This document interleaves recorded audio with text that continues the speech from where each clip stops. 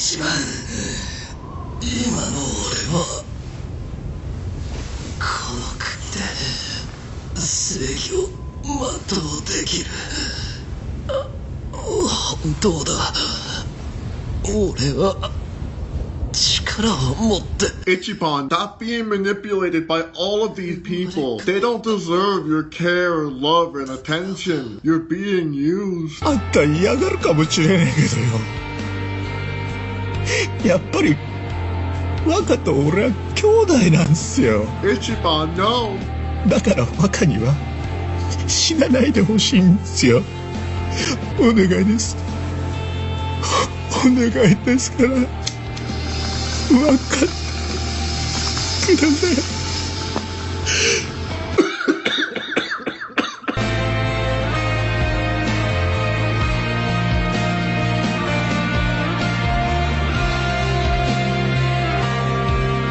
This is one of the most fantastic games I've played in such a long time. Wow, another ending on top of several other cutscenes? Hell yeah! ほう、そんなこっぱずかしいことを？本当にそんな風に言ったのか、あいつ。春日さんらしいではありませんか。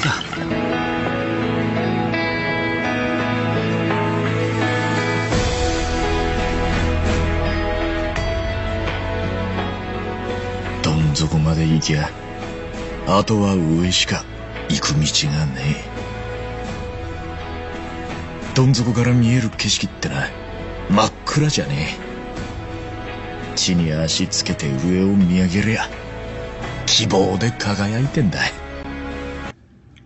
Wow, what a phenomenal game. I had so much fun. That was a well-deserved 70 hours put into this game. I'm gonna remember it for a very long time. It definitely goes up there with Sonic Adventure. And now it's time to touch grass.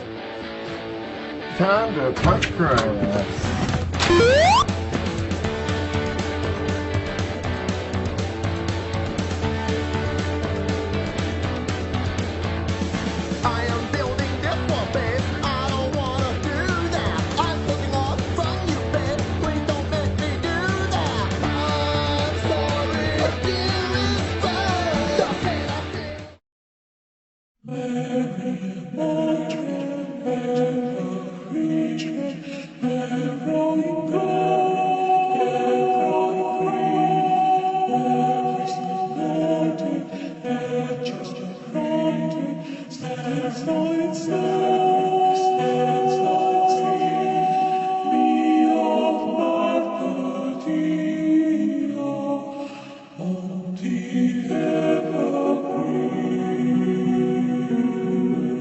On April 30th, 1945, the communists were closing in on Adolf Hitler.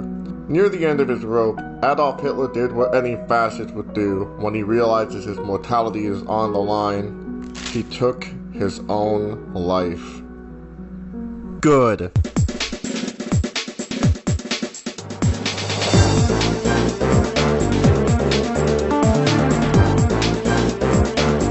I like to play video games as a pastime. I had some insecurities about video games as a child, but as I grew up, I've come to embrace my love for video games, unlike some other people. Back then when I was a kid, my love for video games was very competitive. I had like certain people at school who I was like, you're my rival, I'm gonna beat you, but they didn't even give a fuck their law. However, there are people today, for example, like Elon Musk, the richest man in the world, and also the biggest hijacker of American democracy, the shred that we have of it left, or had of it left. For him, it's about status, just like any other venture that a capitalist would make. So for someone who is in such a position of high status, with not only his several capitalist endeavors, but also just trying to influence the American economy, I just don't see Elon Musk putting the hours necessary to, you know, be that good in Path of Exile 2.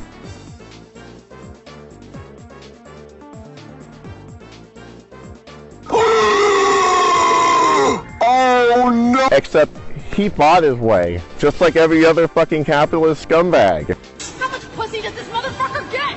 We read 0 pussy, ma'am. It has really reflected on how people see him despite being the richest man in the world. You can't seem to really buy people to like you coercively like that, you know? That shows you kind of like the fragile, toxic masculinity of this individual. There really is just a lot of like terrible bullshit going on within the game industry right now. And I feel like what we're seeing with Elon Musk being in the gaming space is that he is completely detached from like what makes a good gamer. It doesn't necessarily mean that you have to be like the top of every stat. It could mean that you're just somebody who enjoys playing video games and is really good at it amongst your friends. But Elon Musk doesn't really have friends anymore. If he had any, he's definitely lost them now. And just like every other capitalist and every other lobbyist, he tried to buy his way to the top of the literal charts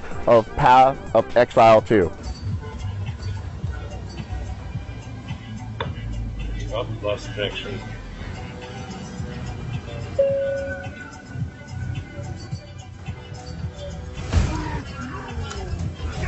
Connection lost.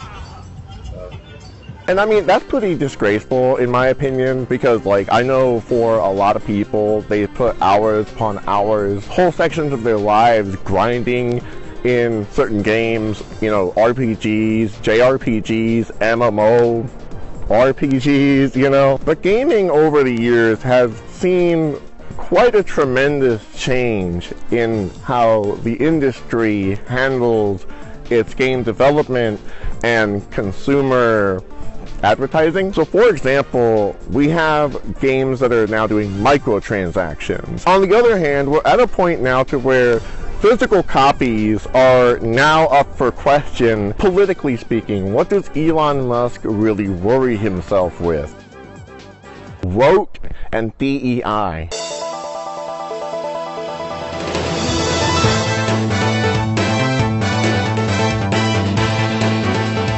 You posted that pronouns and bio mean the woke mind virus ate your brain. Do you know what the term woke actually means? It's come to mean a lot of things. But what originally it was meant to mean? It's just being aware of inequities in society and being aware of facts and history. I think being aware of inequities in society is fine, of course. But trying to blame everything trying to make everything a race issue is, I think, divisive and corrosive to society. Even as it relates to trans issues, which is what I'm... Yeah, race or, you know, gender or whatever. They were not into political nonsense, and we lived in a very well-run, law-abiding country with virtually no crime at all. Actually, no crime. We had several black servants who were their friends. So DEI, just in general terms, is a series of policies that not every corporation, by the way, has adopted in order to make the workplace more inclusive. It's not just a monolithic workplace, it's that it represents everybody. Hiring, worker representation. This also helps unions, as unions will also be plenty represented, if not also a monolith. So I think altogether we can agree that DEI is like a net positive. Like, even if it does serve the corporate interest in the long run, which we will definitely talk about later in the video, we can agree that at the very minimum, it does help all workers and not just some workers. But you see, being able to identify like capitalist hierarchies and looking at things from like a structural and systemic context, that would be considered woke. And we will go over the definition of the word woke pretty thoroughly later in the video. What's important to understand, woke and DEI are considered the boogeyman of today's contemporary far-right politics. The same far-right politics that Elon Musk has chosen to engage with. You think that society blames everything on racism now? It blames a lot of things on it, and yeah. You think that's unfair? Yeah. Why? I think we should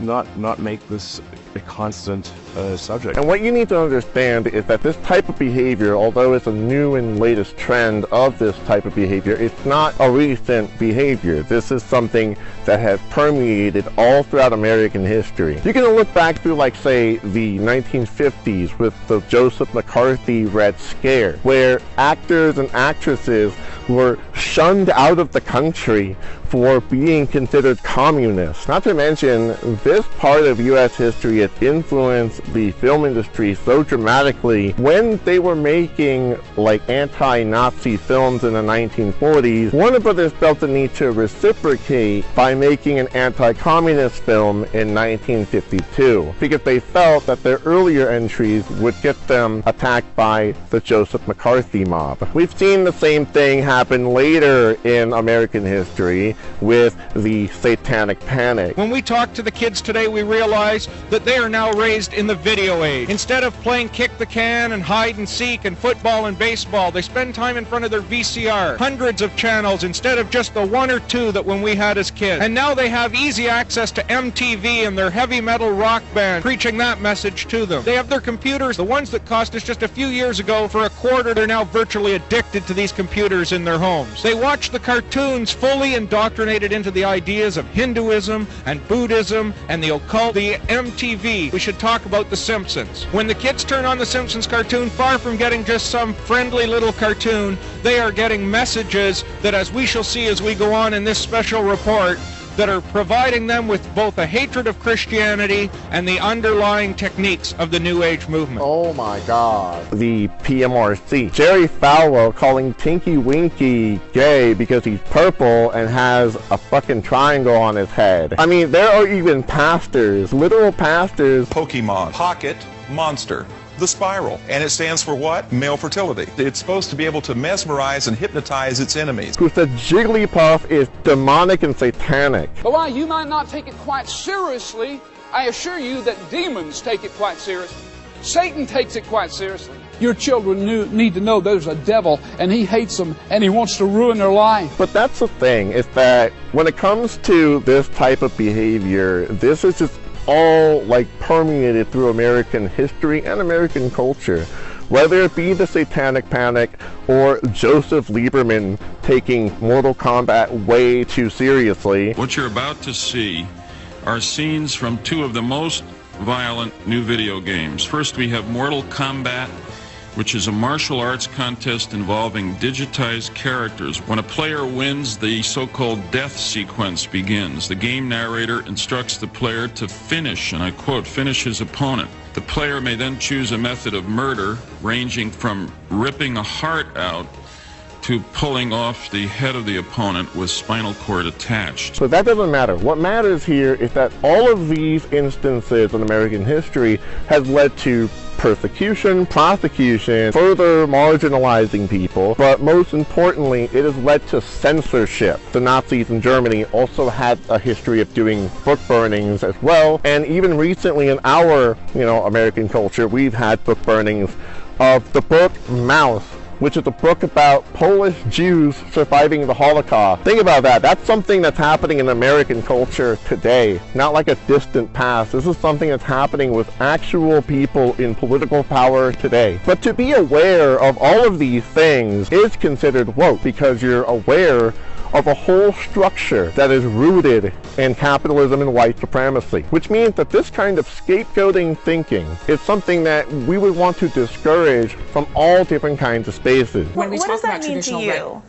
Would you mind defining woke? Because it's come up a couple times and I just want to make sure we're on the same page. So, I mean, woke is sort of the idea that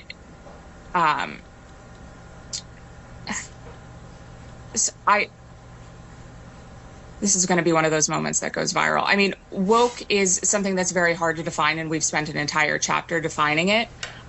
It is sort of the understanding that we need to totally reimagine and redo society in order to create hierarchies of oppression. And I would say even gaming spaces as well. Right, Elon Musk, one of the top players of Path of Exile 2. I hope you've got friends.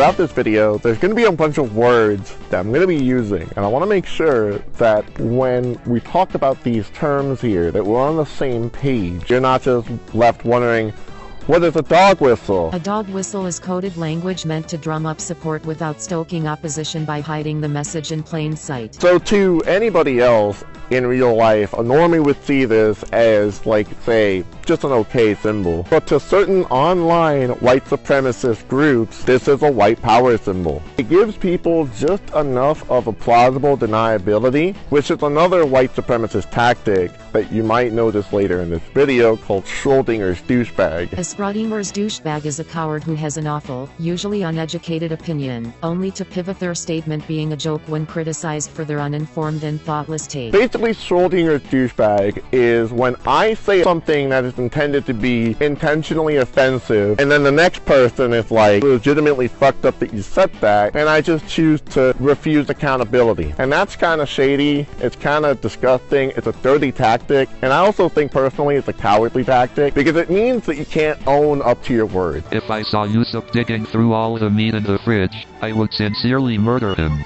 I mean Total Gear 5.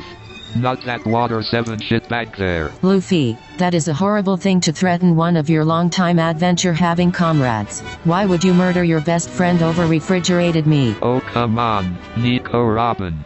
You know I am joking.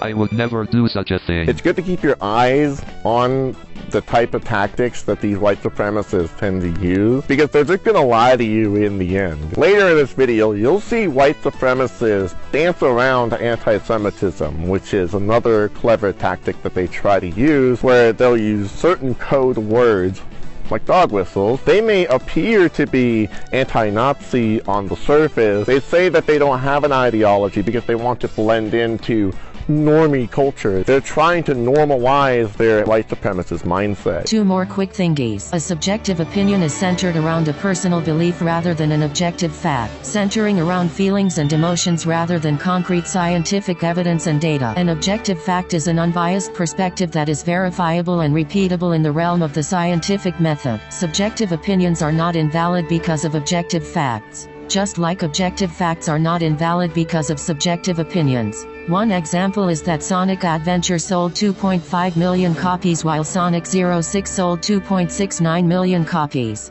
Without context, someone would forgivably assume that Sonic 06 was the better title. However, most gamers are aware of the reputation the two games have. One is revered as an ambitious leap into 3D, while the other was a rushed development with a legacy that is in hell. Therefore, purely just using objective facts without the context of the cultural impact would be an incomplete observation. This is important because we want to watch out for when Nazis try to blur the line between subjective opinion and objective facts. We're going to talk about two baffling losers. I don't think they're as bad as Elon Musk. I think Elon Musk is the biggest fucking dweeb in the fucking world right now. I think, for what it is worth, since we're dunking on Nazis, let's have a little bit of fun, but also more importantly, let's fucking rip these guys a new asshole.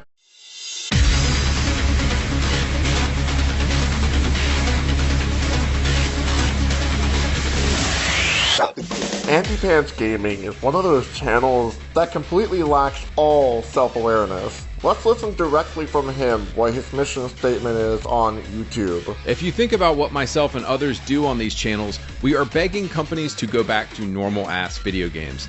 Stop pushing political agendas, just tell classic stories, stop inserting 2024 politics. No more politics in video games, guys. No more. Except for my politics, of course.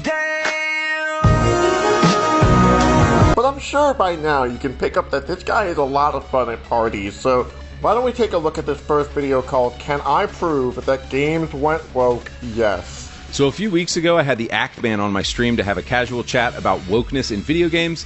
He denied that women in games are becoming uglier, he denied that games are becoming less masculine, and he denied that games are becoming more woke. A few days later, he made a video making fun of the idea that there was wokeness in games, and got absolutely bodied by his followers. I don't know why he's laughing at that, because all he's showing is that people's feelings were hurt. So hurt that they felt the need to ratio him in the first place. These are facts, and facts don't care about your feelings. Also, I just noticed something. he just referred to him as the Act Man.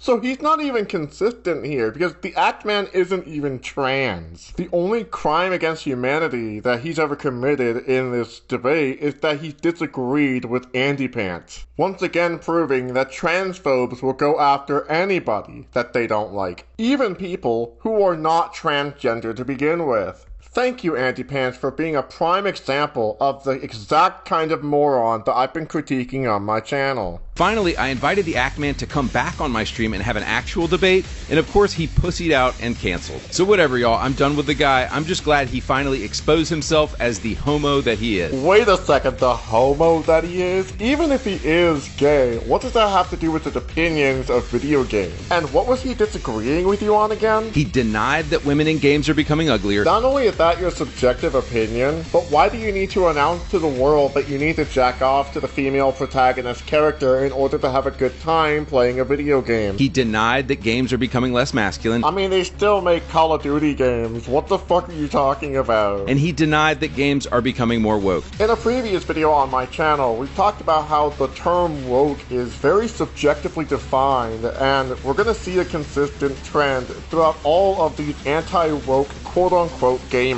So first off, we need to define woke, because they always say that we can't. Merriam-Webster defines it very clearly. Woke, politically liberal or progressive as in matters of racial and social justice, especially in a way that is considered unreasonable or extreme. Things are about to get very interesting here. It's interesting that he chose to take the time to define woke, because I went ahead and fact-checked him to see if he was telling the truth, that this is actually the definition of woke.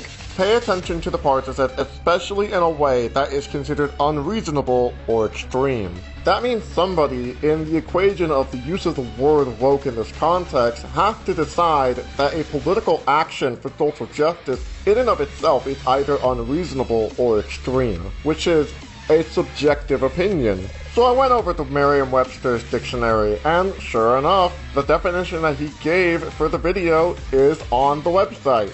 So, what's the issue? Well, there's one little problem. That's the second definition of the word woke. There's a definition before that one if you scroll up. Aware of and actively attentive to important societal facts and issues. Facts don't care about your feelings. Especially issues of racial and social justice. We need to define woke, because they always say that we can't. This has got to be one of the most malicious use of the dictionary that I have ever seen. Because in that previous video that I mentioned earlier, I actually go over the original use of the term woke. The term woke has a long history that dates extremely far back in American history. In simple terms, it means to be aware, to be alert, to be cognizant of something that is going on around you. And of course, this alertness is of white supremacy. But we can also look further back and see the origins of this word being used by the black community, particularly those who were affected by Jim Crow laws and segregation. We can see evidence of this in Leadbelly's old song, Scottsboro Boys. Go to Alabama and you better watch out, the landlord will get you. Going to jump and shout, Scottsboro Boys, tell you what it's all about. So I advise everybody to be a little careful when they go along through that, but stay woke, keep the eyes open. That right there is the first ever recording of the use of the word woke in its actual original context. For those who don't know, the Scottsboro Boys were 9 black teenagers who were accused of 2 white girls. This was considered not a fair trial, given that it was an all-white jury. The trial was extremely rough, and there were several disruptive racist mobs that made the trial incredibly one-sided. So in order for Leadbelly to tell the Scottsboro Boys and people like the Scottsboro Boys to be alert and aware and by extension woke about something, it is telling the Scottsboro Boys to watch their ass as they go through the redneck part of Alabama that is going to accuse them of shit like this because of its racist and unjustified judicial system. So why is there a second definition for the word woke that completely contradicts the first one? Well, it's because language evolves. and so it would be incomplete if Merriam-Webster's dictionary didn't include that second definition of the word woke, which is used more commonly as a slur, meaning racist people stole the word and regurgitated it to mock the original use of the term, the same way racists would use the term welfare cheat to mock black mothers. Wokeness contains false ideologies within it. Marxism, critical race theory, intersectionality, and many others. Let's break each of these down one by one. Marxism? Let racist ignorance be ended, for respect makes the empire's fall. This reminds me of the mid-2000s, when I was barely getting into One Piece for the first time. During the holidays, I met up with my Sarah Palin look-alike aunt. I am not kidding. And I told her I was getting into this cartoon that was about pirates. Many months passed, and it's 4th of July, and she approaches me telling me that I need to stop watching this show because it is Marxist propaganda. I didn't know what the hell she was talking about, but she said it was in the theme song of the show. Turns out she misheard the lyric that said Usopp's doing that marksman thing. Usopp's doing that marksman thing! Oh no! She thought he said Marxist thing. Oh my god, dude. I just compared Andy Pants to my fucking aunt. Intersectionality is not an ideology. It's a way of understanding how societal structures are hierarchical and how oppression overlaps each other at times. For such a channel that likes to make fun of disabled people on its thumbnails, I really think that they can benefit from understanding that white people can be disabled too. And look, I hate the military-industrial complex, but what about black disabled US veterans who may want to see themselves represented in Halo? Andy Pants is such a patriot, but when it comes to disabled people, fuck them. What a hypocrite. Radical feminism is an interesting choice for this Venn diagram, because feminism in and of itself is not monolithic, and different people have different views on what feminism is in and of itself. So for him to lump pretty much feminism into all of this is a little bit ridiculous, considering that he's not even defining what his version of feminism is, especially if he's critiquing that thing to begin with. Critical race theory is the education of the very injustice that he literally skipped over in order to half define the word woke. And then racist? Alright, I mean, whatever that means in this case, we're just throwing words in here at this point. Anything that this guy doesn't like is woke. That's pretty much it. You see this last week with the trans creative director at BioWare designing a character creator where this is the biggest butt you can have and this is the biggest chest you can have on a woman. There's your definitive proof that wokeism exists in a video game. You can't get big booty bitches and big titty hoes anymore. It's all woke now, everyone. Remember when you used to be able to do that in Tony Hawk's Underground 2? Woke has just gone too far, which is exactly why Andy Pants, the biggest fucking giga chat that would make every fucking Uber mention Hitler's army queef to the fucking moon, made a video about the pussification of video games. I'm sorry, you fucking goofball, I can't take you seriously. Let's watch. Today I want to talk about the great pussification of video games that has happened the past 20 years. Is it a soy-based diet doing this? Is it the rise of OnlyFans simping doing this? If you have recently had the thought, I wonder what new pumpkin-flavored items Trader Joe's has. Be careful, my brother in Christ. You might be gay now. I mean, guilty as charged. My channel is literally called Turbo Queer, but yo, I'm not much of a fan of Trader Joe's myself, so don't make assumptions. Also, your channel is literally called Andy Pants Gaming. That's the funniest shit in the world. But if there's one thing that is straight as hell, it's the rock-solid video games of the 2000s. Your Gears of War, your Medals of Honor, your Chronicles of Riddick's. These games were masculine as hell, and we want them back. Oh, you want them back? Well, what you can do is go to the game store and see if they have it available. You can pick it up. Or maybe, if anything, you can probably, use some kind of emulator. I don't know if I can advise that in this video. But ultimately, you can get them back. I just don't have them for you. I'm sorry. At the same time those games were coming out, you had Super Mario Sunshine, Puyo Puyo, Animal Crossing, the Pikmin series. I mean, I could go on. We could talk about Sonic the Hedgehog and how they're Chow, and we could talk about how there were Rugrats and Muppet Babies, and, you know, you could go even further back to infantilizing and effeminate content throughout all of history. These games were masculine as hell, and we want them back. Even if it was repressed or censored at times. Like, how many people are that worried about the sanctity of masculinity being attacked on the front lines of video games? Not a whole lot, I wager, and that's because there are a lot of options, not only currently in video games, but even being actively developed every fucking day for people who are looking for a masculine high-rise, or a testosterone slushy in their fucking brains, or whatever these fucking alpha male weirdos want to pretend that they are. I hope Hustler University was worth it, because we gotta find out if Indiana Jones went woke. You know, Indiana Jones, where Nazis had their faces melted off in the first movie. Killing Nazis in a video game is obviously the most woke thing by their standards. It literally goes against right-wing sentiment because you're literally killing a Nazi. Not to mention, killing a Nazi in a video game, it's not apolitical. It's literally killing somebody who is right-wing.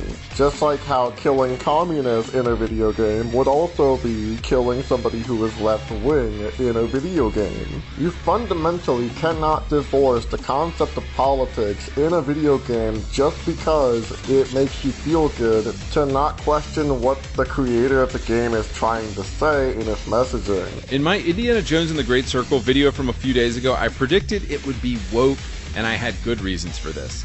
The developer, Machine Games, has gone down a rabbit hole becoming more and more progressive and gay. Wolfenstein 2014 was good, but Wolf 2017 was ultra woke, making it all about feminism and black lesbians with a cuck and useless BJ Blazkowicz. There they are! Eggman's robots!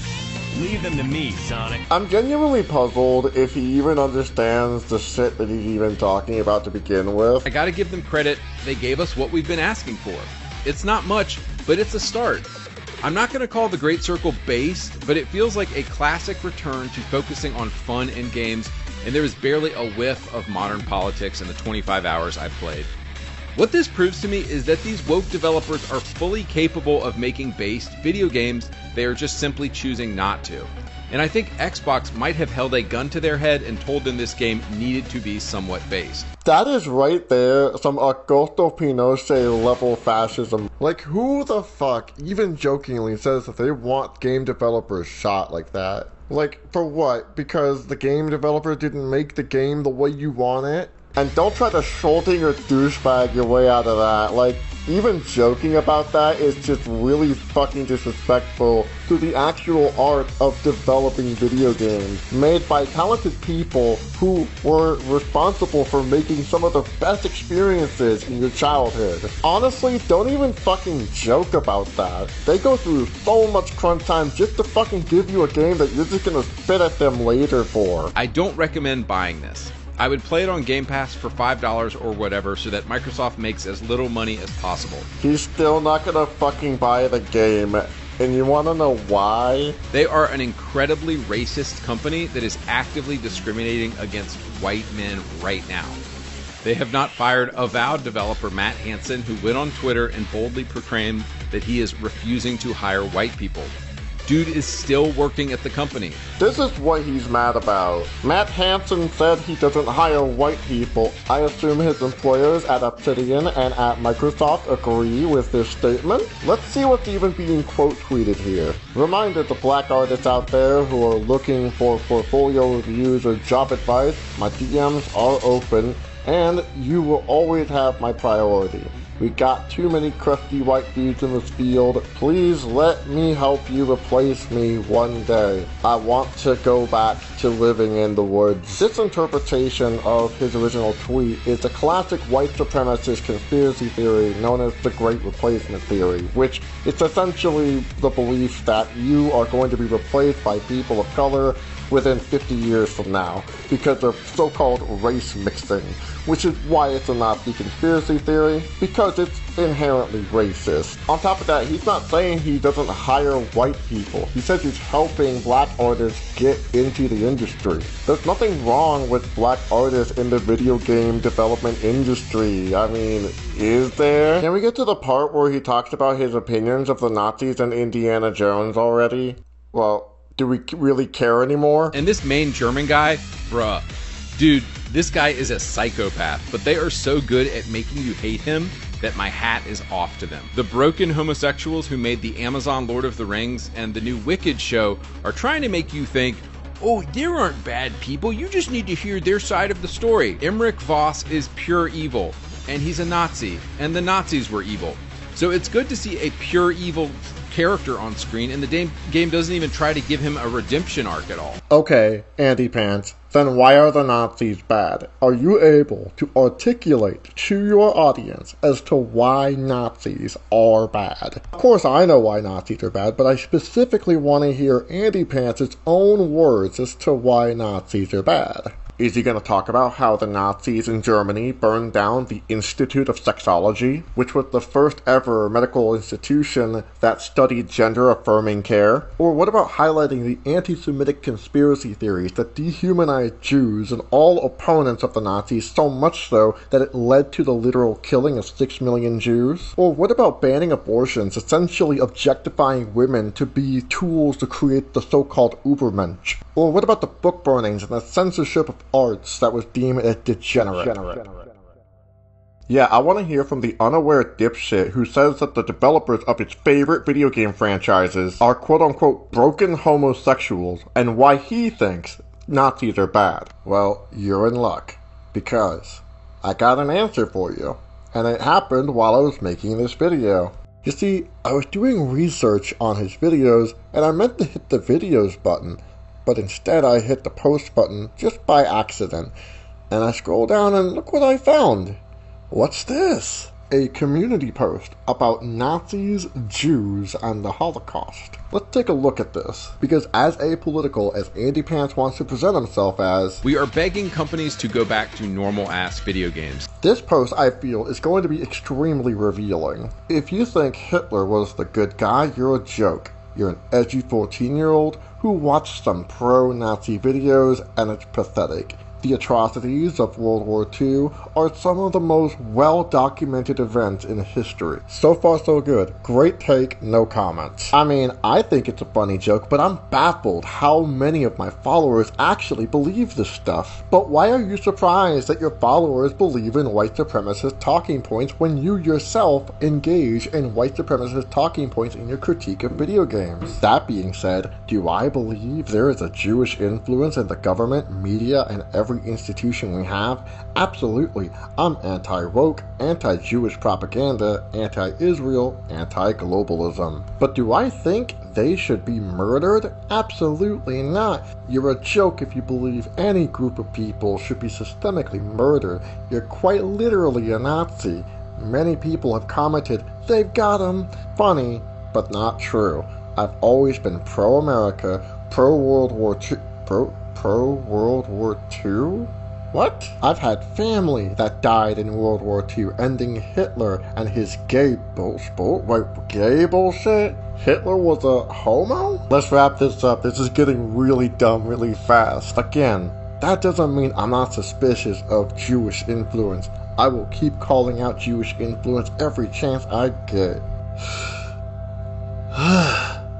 What the absolute fuck did I just read? There is so much to unpack with probably the most brain-damaging thing I have ever read in my entire life, and I'm not kidding. And I feel very sorry for his followers, because he is absolutely gullible in every sense of the word. I think it's really interesting that he starts off with a kernel of truth, and he even highlights how World War II is one of the most well-documented events in history. But notice how he doesn't use the word Holocaust when he brings this part up. We're supposed to assume that's what he means, but that's not what he said. World War II is not just the Holocaust, it consisted of a lot of other atrocities. One such example is the Japanese concentration camps in the United States, but there's no mention of that. Japanese Americans were collectively punished for the actions of Japan's government. Can you imagine if like Vietnam had a concentration camp hunting down Americans because we did the My Lai massacre? Or if Chile did the same thing because we dare overthrow their democratically elected government in 1973? And as he highlights the atrocities of World War II, guess what? He's pro-World War II.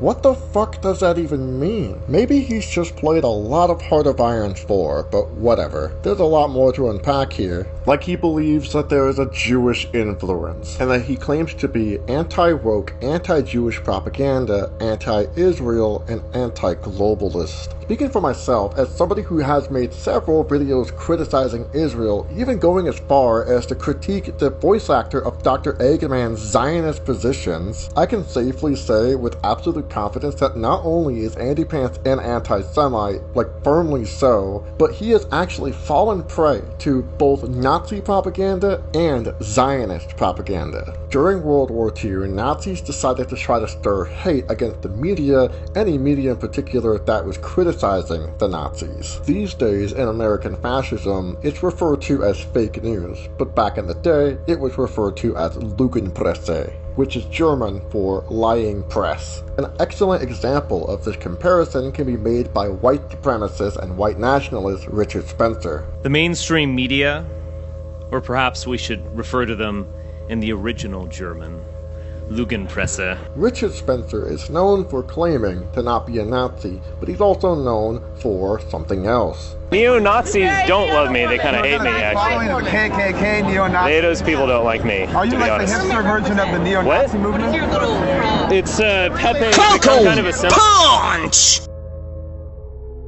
Now, Andy Pants, let's see if you've got a spine. Because I don't think you'd advocate for punching a Nazi.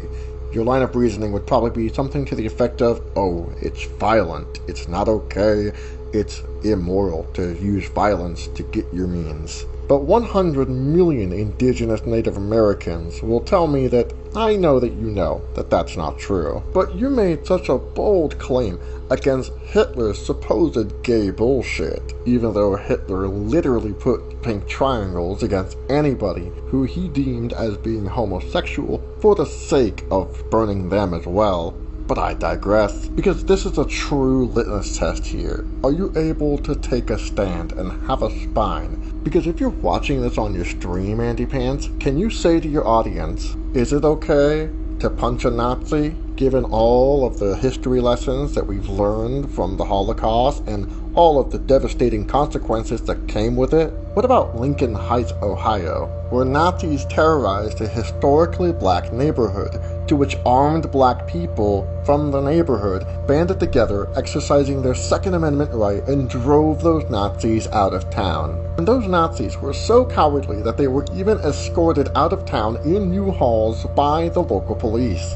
So, community defense, right? And with firearms, no less. Can you say with your entire spine in front of your audience right now that the Blood Tribe Nazis, who were stormed out of Lincoln Heights, Ohio, deserve to be chased out of their community by armed black residences? Or would that just be DEI? Come on, say it. I fucking dare you. And the other really sad thing is that, yeah, you've fallen for Zionist fucking talking points as well. Because Zionists want you to believe that any criticism against Israel for genocide of Palestinian people is in and of itself anti-Semitic. The Zionist movement wants you to blur the line between anti-Zionism and anti-Semitism because they can control any kind of criticism coming from the United States against Israel's illegal occupation of the region of Levant and genocide of multiple different Arabic peoples. And you want to know something? Jews in the United States are against the genocide. So against the genocide that they're willing to get arrested over it, in the hundreds, by the way. Not only is this bullshit about Jewish influence a poisonous rabbit hole that Nazis want you to get into, but also Zionists want you to get into it, because when you conflate all of Israel as the Jewish state, you're ostensibly erasing Jewish identity at a global level. We believe that there is a high chance that our new president, Claire Shipman, handed over that information, and we as Jewish students demand transparency in that process. What makes you think that the new president, Shipman, gave over his information? There was a forward article with that leak, and there has not been transparency from the Columbia administration to Jewish students when they claim that they are doing all of this to protect Jewish students. We would like to be consulted in that process instead of being spoken for. You know, as Jewish students, and to the Jewish people at large, being political pawns in a game is not a new occurrence, and that's something that we very much so are here to say, hey, you cannot weaponize anti-Semitism to harm our friends and peers. Not every Jew is Israeli. Not every Jew is American. Not every Jew is European. And since you're so hyper-fixated on so-called Jewish influence, not every Jew is a rich plutocrat that has an influence on our governments or the media for that matter. Speaking of which, George Soros, who is a Jewish billionaire whom anti-Semites routinely claim is funding the leftist movement in America, citation please, donated to the Wisconsin Supreme Court elections that just happened earlier this year, only to be outflanked by Elon Musk by a landslide, and yet Elon Musk's candidate still lost. Maybe you work on grinding in Path of Exile, loser. Yet here is Elon Musk agreeing with an actual anti-Semite. And yet here is Elon Musk meeting with President Isaac Herzog to discuss his policy of discourse about Israel on his website. And for what it is worth, while you were, I guess, owning the libs or whatever during the 2024 US presidential election, both Trump and Biden, and pretty much most of the fucking US Congress is in support of Israel, giving unconditional blank checks to commit their mass genocide of Palestinians. For such a US patriot who has so much love and affection for nationalist fucking dribble, you're clearly incapable of questioning authority and challenging the systemic oppressions that we see in our society. Because Voss in Indiana Jones The Great Circle is not just a Nazi that's bad in a vacuum. There's a reason why Nazis are bad. And despite the fact that Hitler was not a homosexual why are you this fucking stupid? I don't believe for a second that these big words against Nazis coming from you is at all genuine. If we're to take your definition of the word woke and apply that to, say, Antifa, then what is your answer to prevent white supremacy and Nazism and fascism from taking over America? And you can't say that that'll never happen, because we see that happening today, actively, on a regular basis. So if the approach that is being used right now to fight white supremacy is extreme, then what's your actual approach to fighting white supremacy? Because I know for a fact that you're just gonna say, oh, it's the Jews who we need to fight. It's the woke, it's the gay, it's the homo, it's the feminist, it's the black woman in a wheelchair dressed up as Master Chief, for some reason. But you want to know something? We're not even done with you, because I want to talk about how this limits your analysis of Space Marine 2.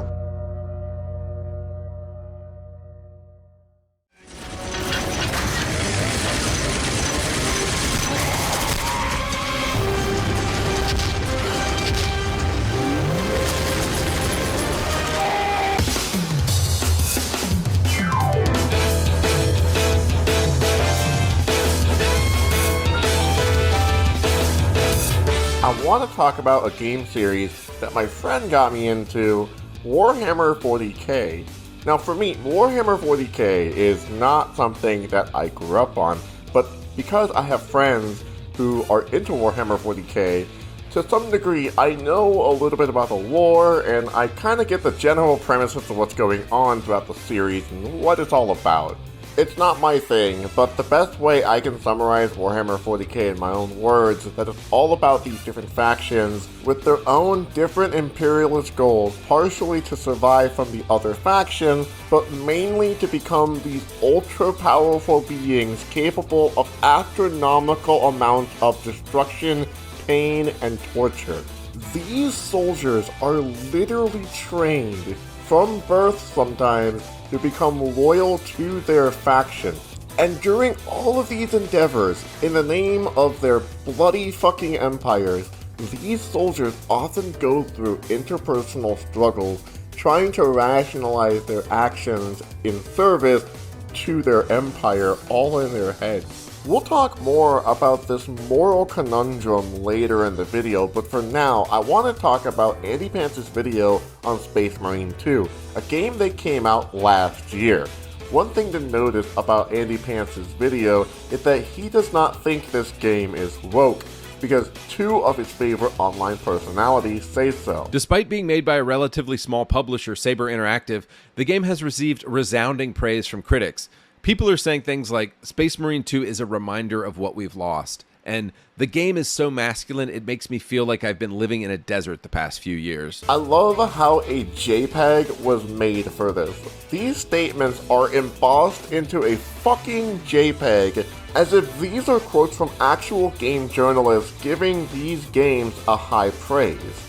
Now, to be fair, you don't exactly need video game journalists to provide a review to be convinced to buy a game. Of course, you can hear about the trailer, you can hear about Warhammer 40k from your friend like I did, or you could be inspired to buy a video game from a pro-genocide streamer like Asmund Gold. These people are not your allies. They are not the same as us. They come from an inferior culture that is horrible. It kills people for their identity, and it is directly antithetical to everything Western values stand for, and it is an inferior culture in all ways. Also, Andy Pants himself is such an unaware, helpless grifter. People are saying things like, Space Marine 2 is a reminder of what we've lost, and the game is so masculine it makes me feel like I've been living in a desert the past few years. At one point, Asmund Gold did a reaction video to one of Andy Pants' videos, and this in turn gave Andy Pants a lot of new followers. But you want to know what Andy Pants' true feelings on Asmund Gold are? So there's this thing you see on YouTube a lot now, and it's called grifting, and you see people like Luke Stevens and Asmongold doing it a lot, and it just basically means these people have no integrity whatsoever. And it basically means you just regurgitate whatever the popular opinion to have right now is. You have no integrity, and you will just regurgitate whatever people want to hear. I loved Cyberpunk when it came out because it was a great game then, and I love it now because it's still a great game. But Luke Stevens and Asmongold hated Cyberpunk when it came out, and now they're praising it. And they changed their opinion on this game because they're simply chasing the clicks. They're chasing whatever is popular, and they have zero integrity. And yet these guys' opinion on the game has done a complete 180 in the past 3 years. Why would they do that? And it's because they're chasing clicks and they're grifters. Oh boy. People are saying things like, Space Marine 2 is a reminder of what we've lost. Not only is Andy Pants biting the hand that literally fed him, but he is also one of those people who specifically changes his opinion on a specific game based on what the trend says that it is. And I'll be the first to say that I've grown since then, and I've moved on from former views. Yeah, you've moved on from the Xbox console warrior grift to the anti-LGBTQ grift. Sure, if that's what you want to call it. Have you? That's what it is, man. Whether something is woke or whether something is not woke, to Andy Pants, it is the means in which he makes his content. Because he can't have an original opinion. He needs to stick to the template as to whether or not something is woke or whether or not something is not woke. Also, I'm sorry, who killed masculinity? People like you killed masculinity. As a trans woman, I'll say it out loud. Masculinity fucking rules. And I really don't think that any of my queer and trans followers are really gonna disagree with that. Even if they themselves are not masculine, they themselves can at least respect that masculinity is awesome. But what isn't masculine is bitching about what's woke in a fucking video game. Like, imagine if a girl is on a date with you. Well, no, that's asking way too much of this fuck up right here. You're trying to get this girl into a video game. Do you think this girl gives two fucking shits if there's DEI in a video game? No. If anything, she's probably interested in what the story is, what the substance of the game is, and why it's so important to you. But no, instead, you Andy Pants need to flip-flop back and forth as to whether or not you like Halo Infinite. Deathloop was my Game of the Year 2021, and I'm not sorry about it. Halo Infinite is probably my number 2 game for that year. Does anybody else feel like masculinity has slowly been drained from modern video games? I was looking at recent staff photos of Ubisoft and Halo Infinite developers, and it's all starting to make sense. It's a bunch of fat, white, liberal women. And apparently, a bunch of fat, white, liberal women made your favorite game of that year. Oh, come on. I can change my mind. I'm just a human being. You say. And of course you can. Everybody changes their mind sometimes. Just like how I changed my mind that Generation 3 Pokemon is pretty bad. I actually now think it's pretty decent. But you want to know what I wasn't thinking about at either stage of that decision making? Whether or not the game was fucking woke because you can play as a girl now or something. No, seriously, take yourself back to the early 2000s where Pokemon Crystal came out. It was the first game where you could play as a girl. And imagine if Andy Pants Gaming, presently today, went back in time and lost his shit over this new feature, calling it woke and calling it DEI. This is exactly why his whole line of reasoning is so idiotic. Look, I'm American and I love America, and I hate that I have to recommend games from the East right now, but I do. Russian, Chinese, Japanese games still have some semblance of morality and normal masculinity in them. Kind of Asian-y. But look, I bring this up because it literally shows where his hive mind is. Nazis can't ever just have an original opinion or just not be into a video game. It's always gotta be some grand conspiracy theory that they've heard from someone else. They always gotta be these dumbass shit fuckers to copy and paste everything from other people.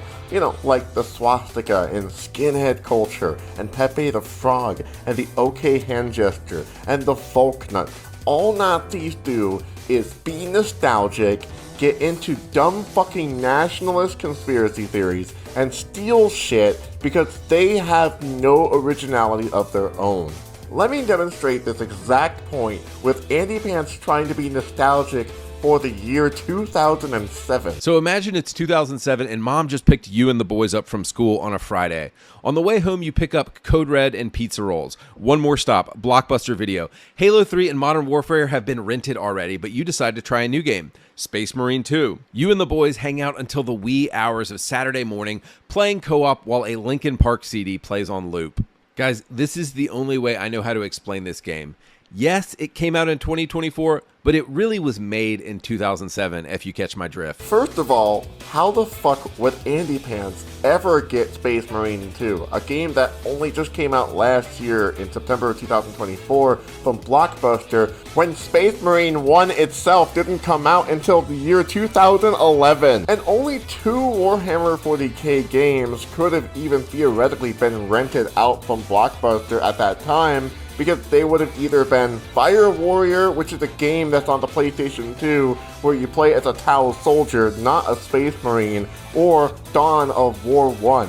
And that would still not have been available at Blockbuster for rent because it's strictly a PC game. And how do I know that you couldn't rent PC games from Blockbuster? Because I went to Blockbuster all the time as a kid. I rented Fable, a game that is on the PC, but was originally available for the Xbox. And I know what some of you are going to be saying, that he's speaking from metaphors. And of course he is. He is speaking from metaphors, but we gotta remember why this metaphor is being utilized in this context in the first place. Most gaming content on the internet relies on you getting into a game for the first time, or you fondly remembering the gameplay from your childhood. Even though he is using metaphors to draw a fiction, It is meant to serve to invoke a certain feeling of a long bygone era that no longer exists today. Speaking subjectively from my own personal opinions, video games from the mid to late 2000s were just heavily desaturated and so full of war-related content. It's such a meme that sometimes I even jokingly refer to Shadow the Hedgehog as a product of his time. Because all of the games that were also coming out around this period were full of nuclear explosions and alien invasions and guns and military. Everything was grimy and dirty and just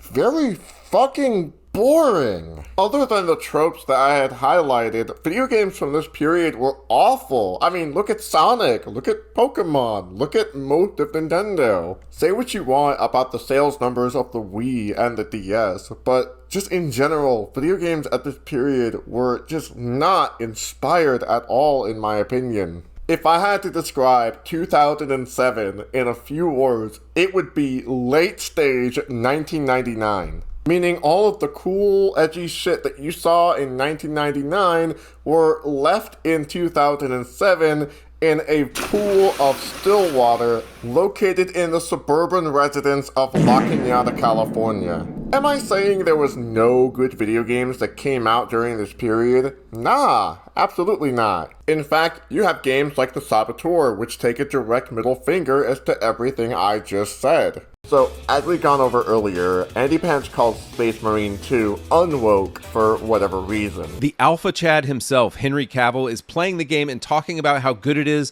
while using a Warhammer lore book as his mousepad. He also apparently told Amazon to get bent when they asked him if he would make a woke Warhammer show. Get mad. But it keeps getting better. It turns out the CEO who made the game is something of a Chad himself, and he said Space Marine 2 is meant to be a throwback game to a golden era when games weren't imposing their morals on gamers. And this little comment right here absolutely sent the gay liberal cucks of Reddit into a tizzy. Probably because Space Marine are big, hard men, and that makes them hard too. I mean, yeah. But like, how can you say that Space Marine 2 is unwoke, especially by your standards? Because according to the Woke Content Detector's curated list of games, Space Marine 2 is considered more woke than even that of Yakuza Like a Dragon, a game I'm actively playing right now.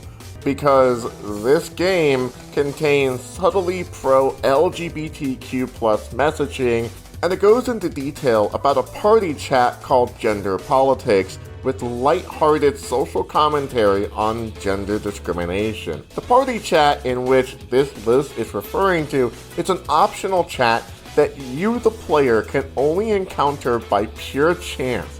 Luckily, the chat is archived into my save file, so I can actually show you what exactly they're referring to that makes this game so woke.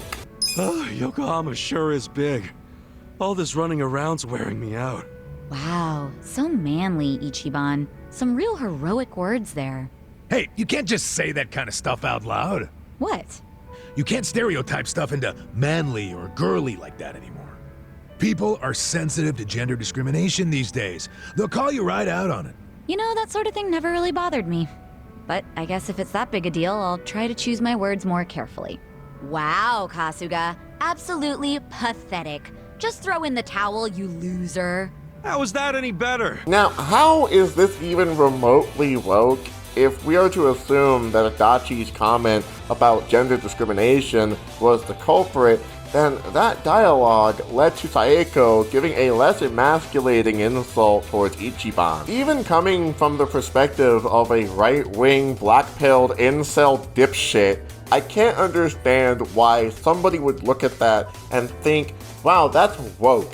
Other than just the fact that they felt so insulted by the initial insult that was later corrected through a dialogue about gender discrimination. It's almost like they felt too offended by the dialogue even existing in the first place. Almost like they need a safe space for video gaming. Where's Tipper Gore when you need her? Now let's move over to Space Marine 2, where the Nazi Gamer Safe Space list refers to it as, quote, not recommended, stating that it, quote, contains overtly pro-DEI messaging.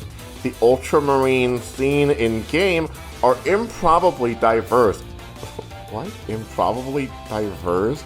It continues by saying, features frontline female combatants, including an improbable female authority figure, end quote. So, not even the anti-woke mob are on the same page as what's considered woke and not woke, just on this one game alone. Because remember, Andy Pants Gaming doesn't consider Space Marine 2 to be woke, even though that this list says that there is a female-fronted leader and that there is improbable DEI involved, whatever that is. Several main characters in the game are white dudes. This would be considered a hate crime by Kotaku and IGN. What do you mean, dude? There's literally a black Ultramarine right there. You see, Chiron is an Ultramarine assigned to Titus' squad alongside Gadriel, and as you can tell just from the game's footage, he has a cybernetic prosthetic arm. And right there would automatically be a problem for Andy Pants, considering a lot of his thumbnails are dehumanizing people in wheelchairs. Like, what the fuck do you have against them? But somehow Space Marine 2 is not woke in his eyes? Chiron's little side story or his journey... Nope, we're done. I'm out. We don't care about journeys. We're all full. 2025, we're filled up on journeys. We don't need any more journeys.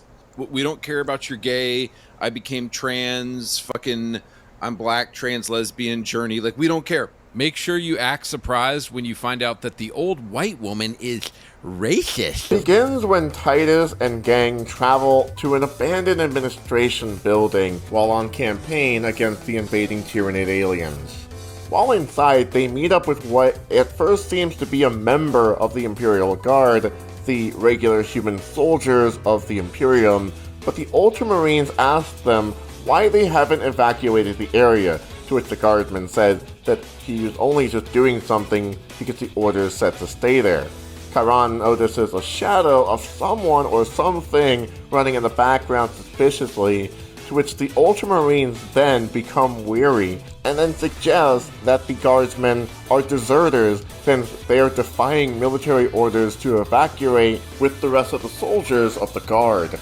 Chiron notices the tattoo on the guardsman's arm, and the fact that he doesn't have the same purple eyes that all the Cadian guardsmen have. So Chiron calls for the ambush set for the Ultramarines. The guardsman then sets off a bomb before being shot, the explosion seemingly killing the Ultramarine sergeant, which is then followed by rifts in reality opening up.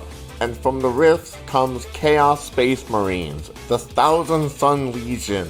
The guardsmen of the administration building weren't really guardsmen at all, but were undercover chaos cultists all along.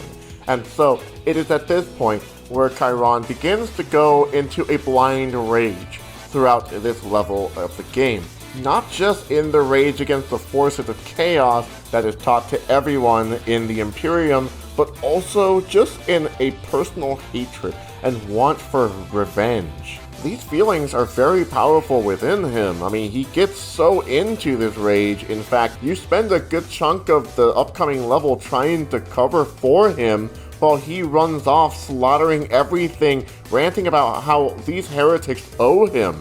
So towards the end of this level, when Titus and Gadriel finally catch up to Chiron, Titus chews out Chiron over running off and compromising the mission. Chiron asks why he would need to justify his hatred of chaos, to which Titus reminds him that discipline is vital to the success of the overall mission, and that reckless abandon is detrimental to the overall goal.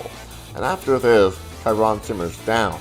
The end of the next mission is where things get interesting. Titus and the squad are trying to contact the Ultramarine Chapter Master Marnius Calgar via an Astropath. The Astropath in question gets possessed while attempting to send the message and while possessed, the demon within this person accuses Titus of being a heretic. Gadriel begins fighting with Titus and are about to kill each other, but suddenly Chiron shoots the astropath, breaking a spell that was influencing them. And ultimately, this leads to a boss fight with the main antagonist of the game, a Thousand Sun sorcerer named Imura, which sounds a lot like Emu from One Piece, not gonna lie. But after the fight, Imura runs away. Gadriel asks Chiron how he knew that he and Titus were under a spell, to which Chiron says, I was a boy on Calf when the Word Bearers attacked. I came to know the mark of chaos. Not only is that character development for a minor character, but that is a huge plot drop, because Calf was a planet that was genocided by the Wordbearers Legion in betrayal of the Ultramarines during the events of the Horus Heresy, which took place 10,000 years ago. That would mean that Chiron is a whopping 10 millennia old, asleep on ice until the present time of this game. And this also means that he, as a character, is well aware of the powers and forces of chaos, and this is very personal to him. He's a genocide survivor, for fuck's sake. Not to mention, he's one of the main characters of this game and on the protagonist's squad. And it's so sad that Andy Pans chooses to overlook this character even though he's right there. Ultimately, despite not having much of a character arc of his own, Chiron's role in the story of Titus is no less important and crucial to the greater story arc taking place in this game. Because think about it, he literally saves Titus and Gadriel's life from being killed by each other because of the chaotic influences. Like, if he didn't do that, well, the main story would just end right there. And what arc he does have is also a little nod to other parts of the Warhammer 40k lore. Well, 30k lore as well, but apples to apples ultimately, because what this character does is what a character should do in any story, and that is to flesh out the story, flesh out the world building. And Chiron, as little as he does contribute, is actually really significant to understanding how the world works in the 40k universe. Oh, and also, he's not even the first Black Ultramarine. There's a book series from Games Workshop's Black Library released in 2020 called Dawn of Fire, and on the cover of the first book, titled Avenging Sun, we see yet another Black Ultramarine by the name of Farron Arios, who is the current Ultramarine 6th Company captain. In addition, there's Mataris, a character from the Warhammer 40k episode of the Secret Level series on Amazon Prime, and he is the Ultramarine who actually found Titus as a boy and mentored him. He also apparently told Amazon to get bent when they asked him if he would make a woke Warhammer show. Get mad. We see in the show that Mataris is a Blade Guard veteran of the Ultramarine 2nd Company. And what's also funny is that there are even more Black Space Marines in this game alone, like Quartus, who is a Bulwark class character that you can play as in the non-story modes in PvE or PvP. And there's even Decimus, the Vanguard class character. They don't really need to have a story in this game, nor are they necessarily restricted to being Ultramarines, given that they could be customized into any chapter in the PvE or PvP modes, but they're still definitely worth noting. Now, some 40k chud may waddle to me typing into the comments section about how we don't need Black Ultramarine characters. In fact, the Ultramarine Primarch is white. So what about their gene seed? Well, to answer this, we have to talk about exactly what a gene seed is in the first place. Because it's not like these fucking nerds would know anything about that. Gene seed is basically Primarch super jizz that creates the extra organs that a Space Marine aspirant, like a literal child soldier, getting implanted with. Each Space Marine gets different genetics depending on which Primarch they get it from. So for example, Space Marines who are given Raven Guard gene seed, they might get black eyes and hair with pale white skin, or red glowy eyes and coal black skin of the salamanders who become jet black with the extreme radiation of their home planet of Nocturne, or even just genetic flaws like blood angels and their vampire red thirst and black rage.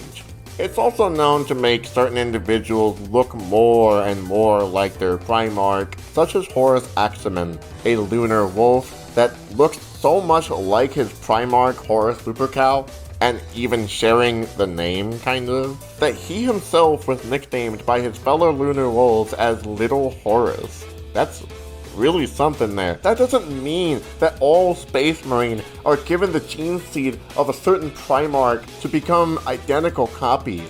Chiron and the other Black Ultramarines that we mentioned earlier are prime examples of this fact, and really here, they shouldn't be whitewashed clones of old Bobby G. Willikers because, well, that literally would be whitewashing, like, quite literally. And so Andy Pants literally glossing over Chiron is such a major disservice to the entire 40k franchise. It cheapens the actions of these fleshed out characters right down to the color of their skin, even if he pretends that isn't exactly what he's doing.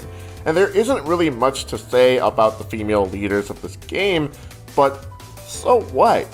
If those female commanders really are what makes this game so woke for whoever wrote this dumb fucking list in the first place, then maybe Space Marine 2 isn't for those people. Andy Pants Gaming is under the assumption that his favorite game, Space Marine 2, is not woke for whatever reason, right? People are saying things like Space Marine 2 is a reminder of what we want. Because it's big guys. The Alpha Chad himself, Henry Cavill, is playing the game and talking about how good it is while using a Warhammer lore book as his mousepad. And pseudo-Nietzschean dialogue. It turns out the CEO who made the game is something of a Chad himself, and he said Space Marine 2 is meant to be a throwback game to a golden era when games weren't imposing their morals on gamers. For 14-year-olds who just listened to Hybrid Theory for the first time. You and the boys hang out until the wee hours of Saturday morning, playing co-op while a Linkin Park CD plays on loop. But he is in the minority here. Most people think that this game is so fucking woke.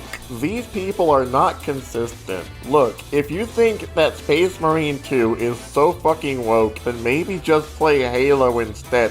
Oh wait, that game has Cortana and Avery fucking Johnson. Oh no!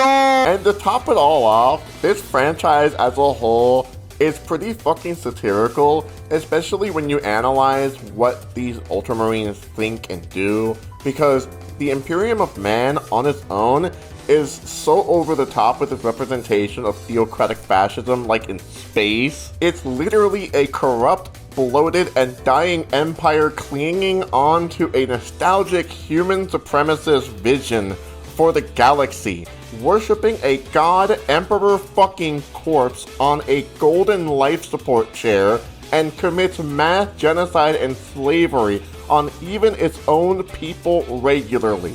Like, even the slogan for its franchise is, "In the grim darkness of the far future, there is only war."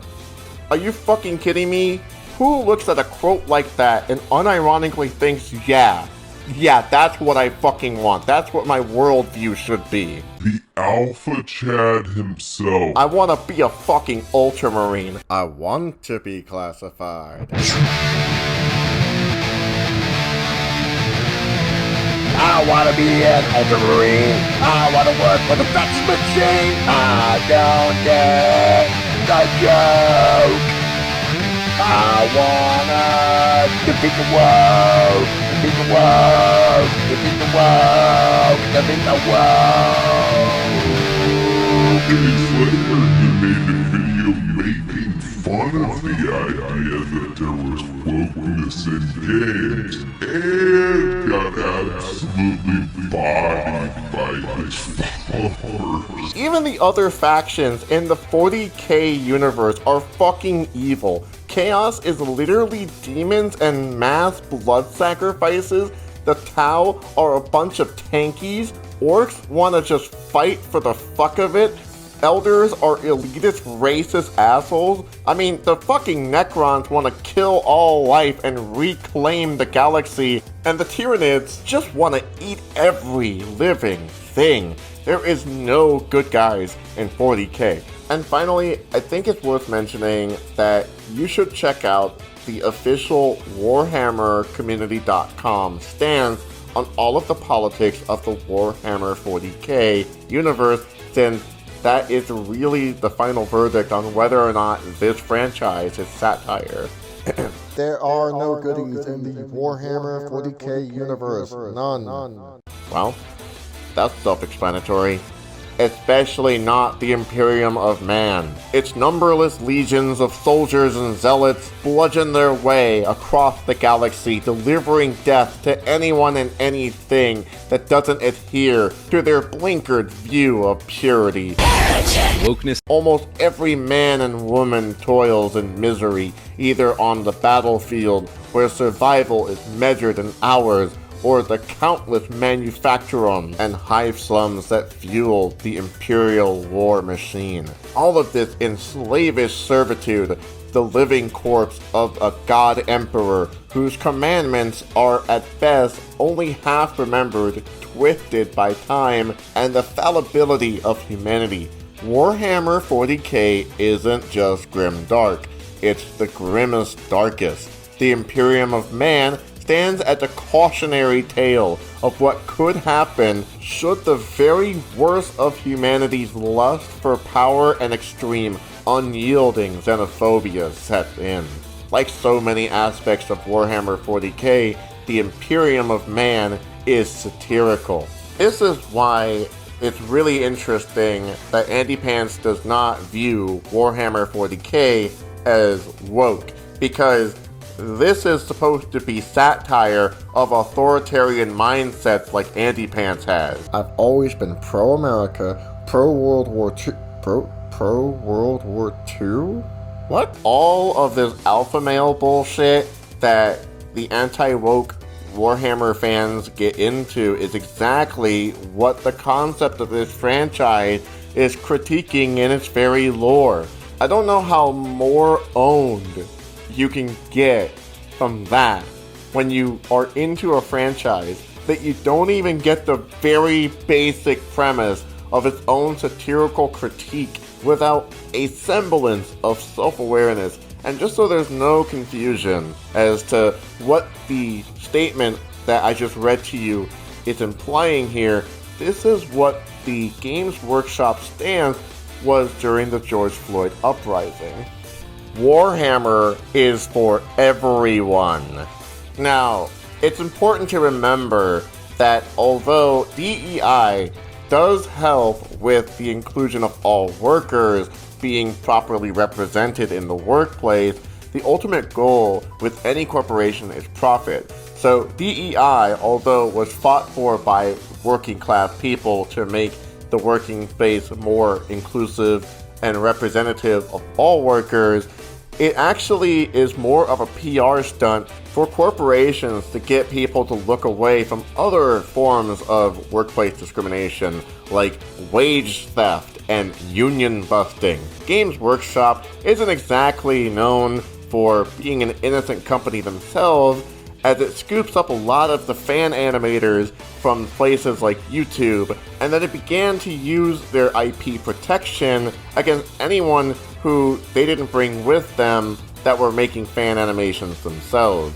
Rufa Alphabusa was one of those fan creators on YouTube that basically had to cancel their series if the Emperor had a text-to-speech device, which was a comedic and memed fan telling of the Warhammer 40K setting. So there definitely is some critique to be had of Games Workshop and how they handle Warhammer 40K and how they handle fans, really, just like any other major corporation like Nintendo. But I just don't think that you need to be a fascist and unironically not get that this is meant to make fun of you. You are the butt of the joke. You are that thing, Andy Pants. You are the very thing that this series is making fun of. You're even more of a rancid-ass piss stain than even that of fucking Erebus. But guys, are y'all surprised? I don't on these dudes constantly, so of course they're gonna come after me. There's only one guy that's sticking to his guns about the show is just woke propaganda, it's garbage, and it's the classic Synthetic Man. I don't know if you've seen his like Tears of the Kingdom review. Oh yeah, he's like the last holdout. And I decided to watch what he said about Fallout because I was curious. And one of the first things he mentions is propaganda about race mixing, and I was just fucking stunned.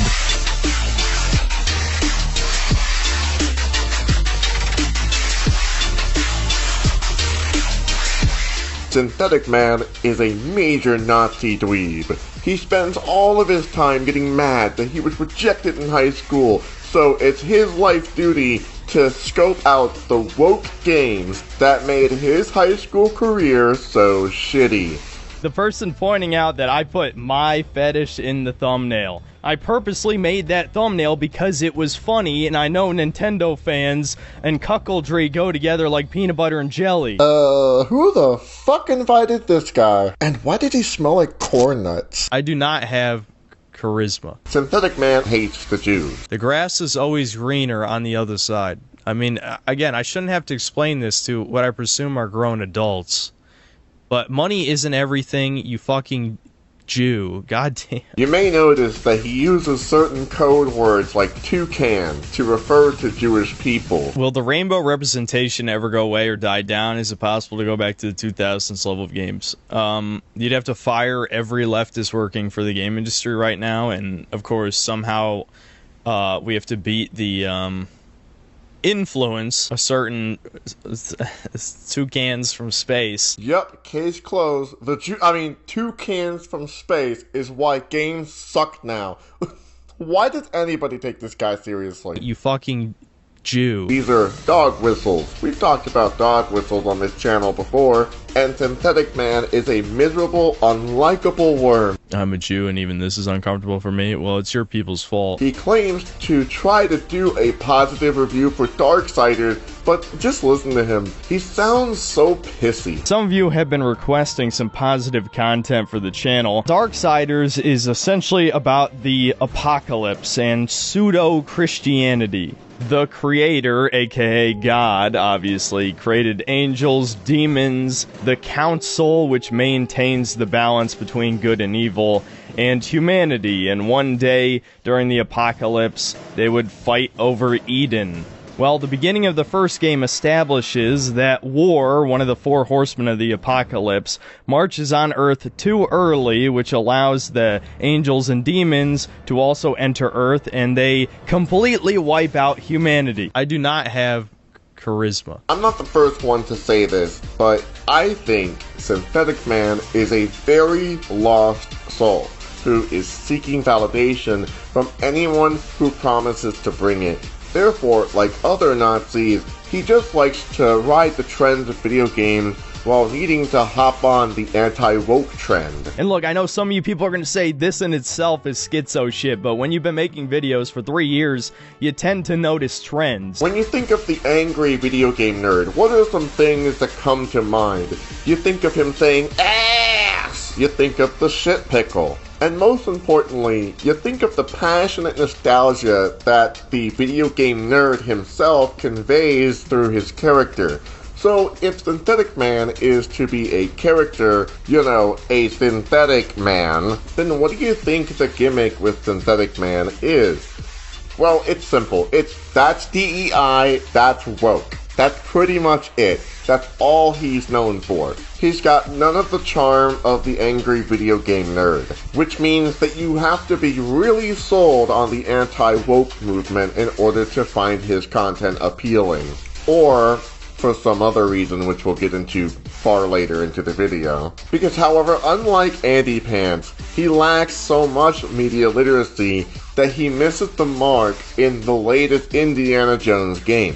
I'm not even kidding. He misses the entire reason why Indiana Jones is so culturally significant in the first place. Voss is actually a great villain. He's probably the only good character in this game. Unironically, fucking Sigma male. He's genuinely just an honorable man. There were multiple opportunities he could have killed Indy, and he let him live. Are we sure he's the bad guy? Yeah, he likes Voss, the Nazi, so much that he put Voss, the Nazi, in his YouTube channel's fucking banner. Look, I know what it's like to have a villain that you love to hate, like Arlong or Doflamingo, because even though they are evil characters, they at least have a sympathetic story that allow you to see their whole development as to how they became evil in the end. But for Synthetic Man, this is ideological. And so the Nazis and Mussolini's men, who are quite literally just called fascists in this game, that is incredibly cringe. Instead of having an official name, you'll just see fascist in the subtitles whenever you're fighting Italian soldiers. Mussolini and the Nazis were quite literally ideologically fascist. It's so funny that he's trying to utilize the Godwin's Law fallacy on Mussolini and the actual Nazis of all things. Look, I know you're dumb, but you can't be that dumb. It's evident that there's an underlying message of toxic masculinity in this game, as the first scene that introduces the German colonel shows that he's essentially in a dick measuring contest with Voss, and Voss unfortunately gives a very cringe line that more or less spells this out. Willensschwache Männer sind am einfachsten zu manipulieren. Yeah, you can tell what the devs really think of men. First of all, it's pronounced masculinity, not masculinity. Secondly, isn't a dick measuring contest an example of toxic masculinity? Later in the story, you eventually find the body of Gina's sister, and she'd been working with the Germans to figure out the mystery of the Great Circle, and Gina's wondering, no, her sister would never willingly work with such evil fascists. And near the end of the game, Voss gives the most based explanation. How did you make my sister obey your orders? Sin, why did she suck my cock? Oder merely aroused. Aroused. She was aroused, alright. It's also very weird behavior. And keep in mind, the Nazis in Germany were very hyper-competitive, with a lot of fighting that would eventually get themselves killed too, like Ernst Röhm. This is why bootlicking is fucking pathetic. He's genuinely just an honorable man. Voss is actually a great villain. He's probably the only good character in this game. Unironically, fucking Sigma male. Are we sure he's the bad guy? I just don't think that this scene Willensschwache Männer sind am einfachsten zu manipulieren. is evidence that the game developers hate men. You can tell what the devs really think of men. I do think, however, that it is a way of game developers satirizing that exact kind of disgusting behavior that Nazis participate in. Welcome to proceed. Take the gun! Yeah! Woo! Whoop his ass! Shoot her! Shoot her? What? Why? What the fuck? Like, out of nowhere, too? What did she do to warrant getting shot, Synthetic Man? Are you fucking kidding me?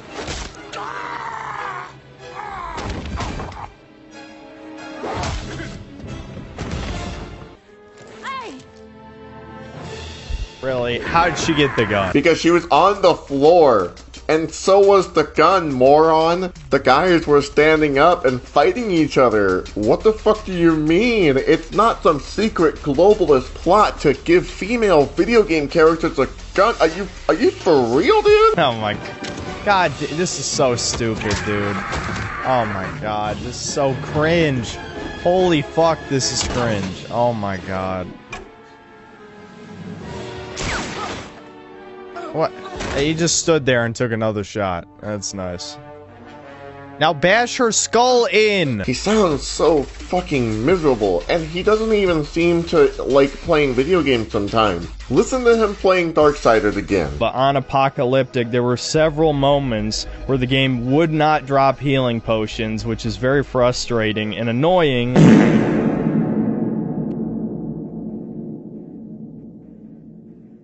Going back to Indiana Jones and the Great Circle, I think he doesn't like this scene because either the men or the Nazis, who really knows what's going on in his little head at this point, are both displaying weakness. So it makes him feel weak too, so he can't even enjoy a semi-serious action-packed scene that was also a literal primary hallmark as to why the Indiana Jones movie series was so fondly remembered. Additionally, the Indiana Jones series is full of indie fighting Nazis. Even in the first movie, Raiders of the Lost Ark, it had a scene where the Ark of the Covenant, a literal Jewish artifact, burns and melts Nazis and their faces. Basically, Synthetic Man is bitching that he's playing the wrong video game. Like, why else would he be mad that Indiana Jones slammed 2 Nazis with a metal chair? What?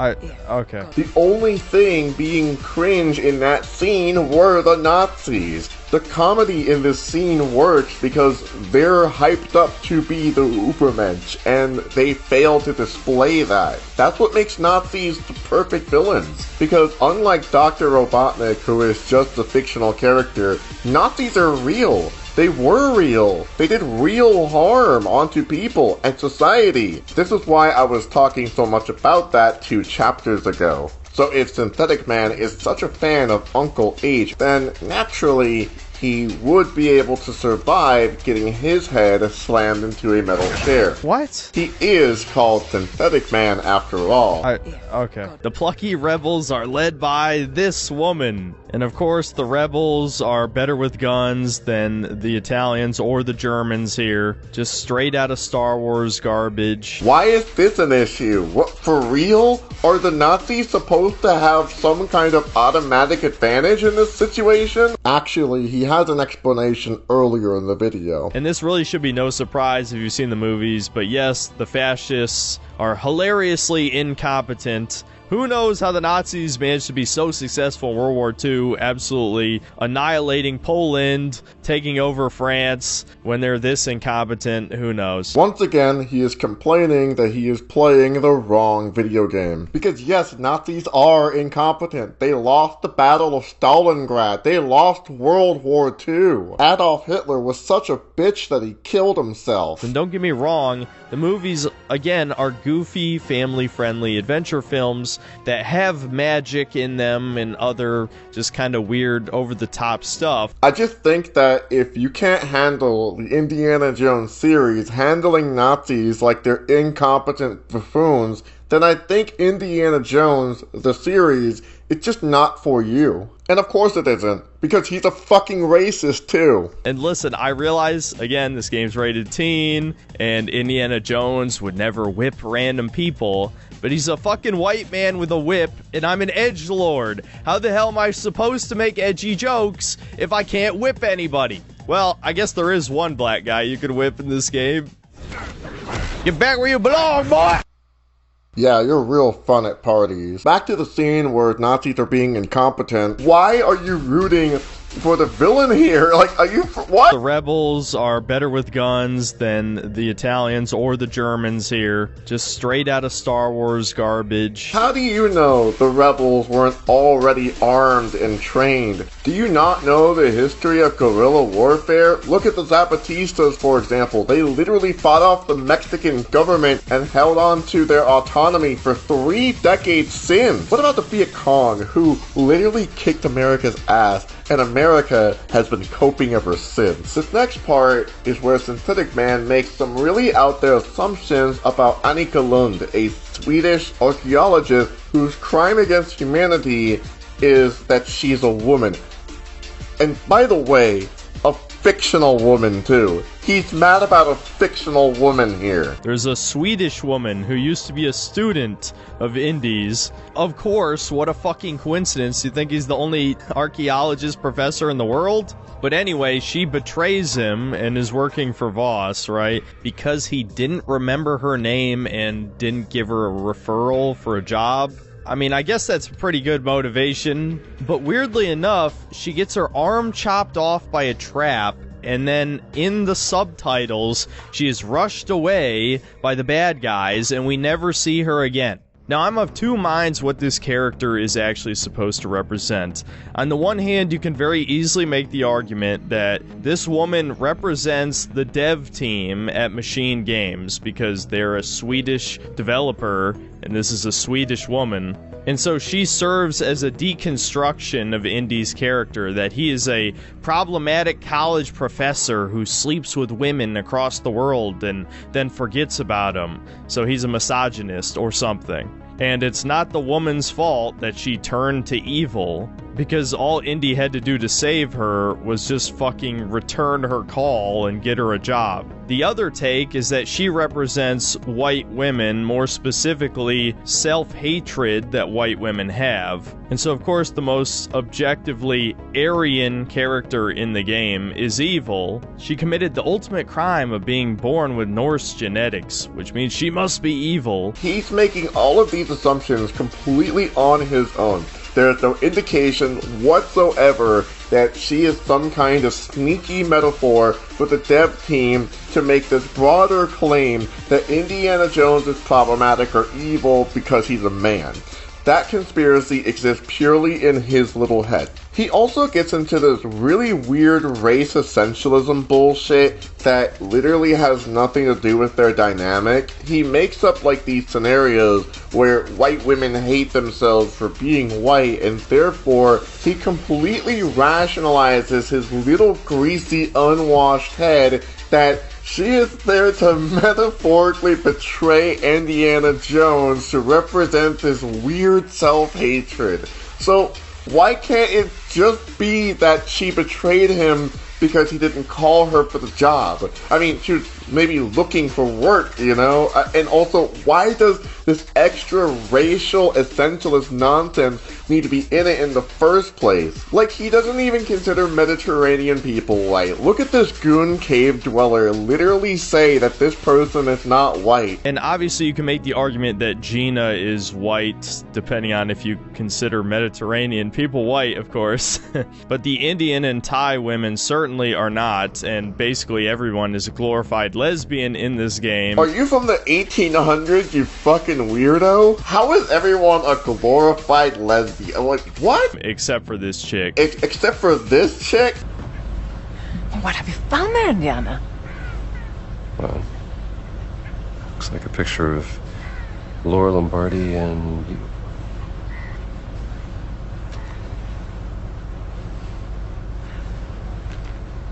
Oh.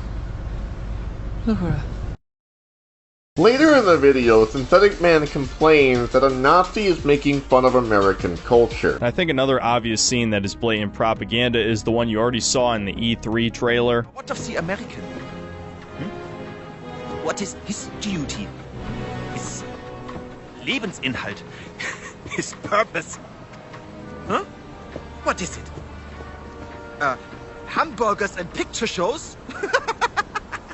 You have no history, no nation, no leader. What you have is your stupid American cartoons. Choo-choo, choo-choo. Ha ha ha ha. You laugh and dance, celebrating your own idiocy and drinking the piss you call beer. And so you may be asking, whoa, how's that propaganda? That all sounds like facts. Well, yes, that's exactly the problem. The fact that it's coming out of the mouth of a literal Nazi devalues that message in the mind of the average person, and especially the leftist. I imagine that as Machine Games wrote this character, they were picturing people like us. The funny thing is, his statements are much more true of the modern day than even they were back in the 30s. It's evident that the younger generations have become completely disillusioned with modern Western society as it fails to meet our basic needs. There certainly aren't very many patriots anymore for the US. First of all, this game takes place between Raiders of the Lost Ark and The Last Crusade. So this game literally takes place in 1937. That means the United States at this point was only 161 years old. See what I did there? But that means that the United States was at the time not an established global superpower. In fact, World War II was the event that solidified the United States as such to begin with.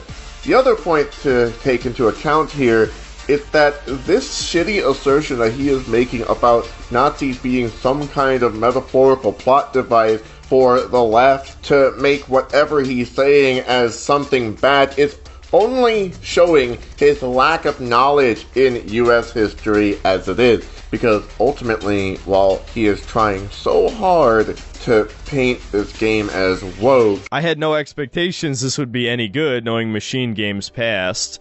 No, I'm actually disappointed because I thought this game would be a lot worse, or at least a lot more woke. This game is significantly less woke than the last two Wolfenstein games, which normally I would say is definitely a good thing, but given that this game is so unbelievably boring, I wish that the writing was more unhinged just so that I would have more to talk about. This game actually serves as pro-US propaganda if you actually, know your fucking history.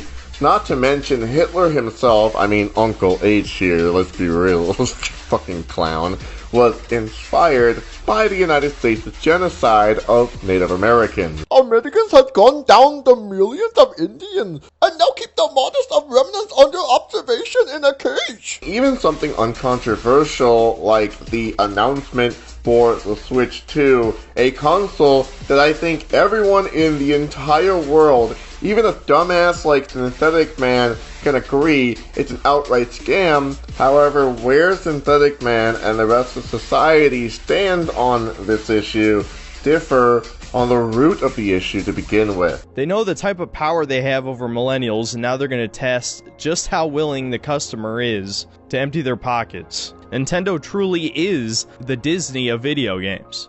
The difference is, unlike Disney, Nintendo hasn't made their political propaganda so blatant just yet. Now, if you know where to look, you could certainly see it in Pokemon Scarlet and Violet. That was some of the most obvious cases of DEI I've ever seen, and the Pokemon Company literally has a DEI page on their website before one of you morons says something stupid.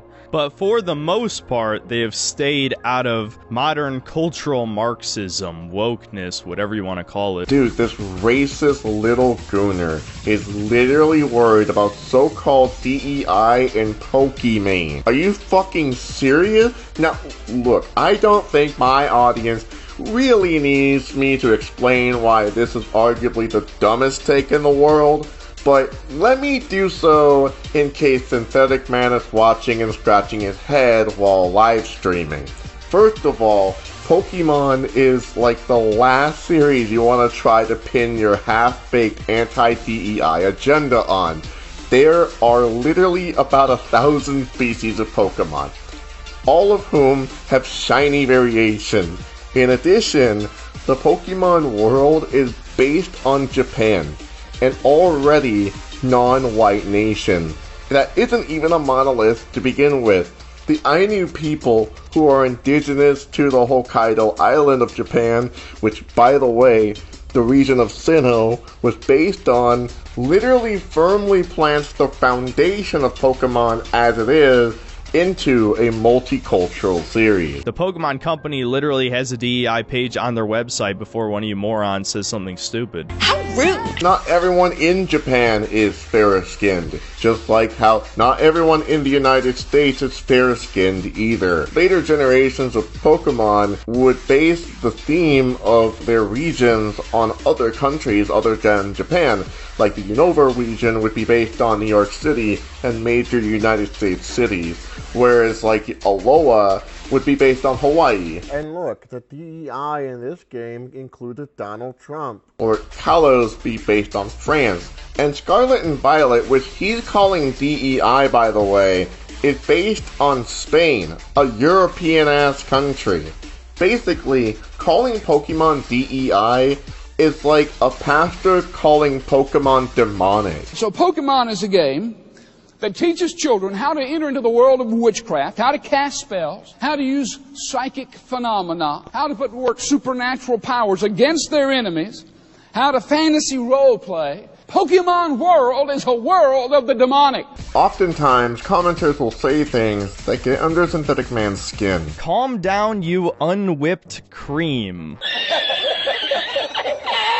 Okay, I'm sorry, but that comment was fucking hilarious. I couldn't not include it in the video. Here's the real clip. This had me laughing so hard, borrowing DNA from the Highlands. I legitimately don't understand what you're saying. Is you're implying that there's a reverse Jakob that invented the Gerudo people? And like the fact about this game being satanic/grooming kids.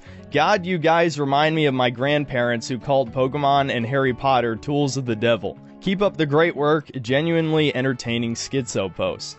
Now, if you're dumb or only read the first half, you might think this is genuinely someone entertained by my video. Because someone honestly tried to tell me that this comment was a compliment. Well, just taking one look at the replies will tell you that's obviously not the case, but do you really not think this is subtly, passive-aggressively mocking me about the "you remind me of my grandparents who called Pokemon and Harry Potter tools of the devil"? He's alluding to the satanic panic. Oh, interesting. It seems like Synthetic Man doesn't like being referred to as a modern-day Jack Thompson. I legitimately don't support censorship.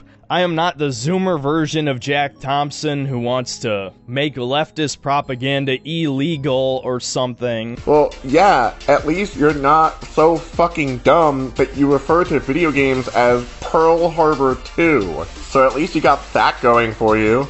I have to mention it again, BlackRock and ESG. Companies literally have a social credit score that if they insert propaganda into their products, they get money. This is a fact, people. This is not something I made up. There's a reason so many channels have talked about it now. It's basically common knowledge for anybody who's not living with their head buried in the sand, but these are Twitter degenerates we're talking about here. But it's because they want to make a profit. It is the profit incentive that drives the capitalist interest. It's not the Jews, it's not some shadowy elite that you are vaguely hinting is going to be the Jews. It's just the capitalist interest. We already went over earlier in this video how DEI is a policy that benefits workers, but also specifically incentivizes a public relations repair for these corporations. By trying to mystify it as some shadowy elite, or the Jews, or the satanic cabal, or the woke, or the feminists, or whatever, you're actually doing the ruling class a service by distracting people from being able to critically analyze why capitalists make certain decisions in the first place. For example, why did Sega of America attempt to union bust within its own workplace? It's not the Jews. It's because Sega doesn't want to lose money. It's cheaper for corporations to cut corners and to not adhere to workers' demands. Therefore, unions actually threaten the capitalist class. So by vaguely inserting some shadowy elite or some satanic Jewish cabal or whatever, you're actually distracting your audience from being able to critically analyze why all of these capitalists that own all of these gaming companies are making these horrifically exploitative decisions to begin with. It's kind of ironic how you just run with all of these assumptions about these corporations through an anti-Semitic lenses, but realistically, you're doing them a favor by keeping the gaming community stupid and unable to be informed, unable to question authority, unable to critically think for themselves, by wasting your time and freaking out about the woke or something. Let's take a look at that initial comment again. Where does it say or imply that they advocate for leftist censorship? No, really, what part of that comment? Because it seems like all the person did was criticize you. You called me out on my dumbass takes. You must be a liberal from Twitter and like censorship. Dude understands free speech, but not the concept that he's also allowed to be criticized. Lamau. You literally tried to imply that the game is grooming kids.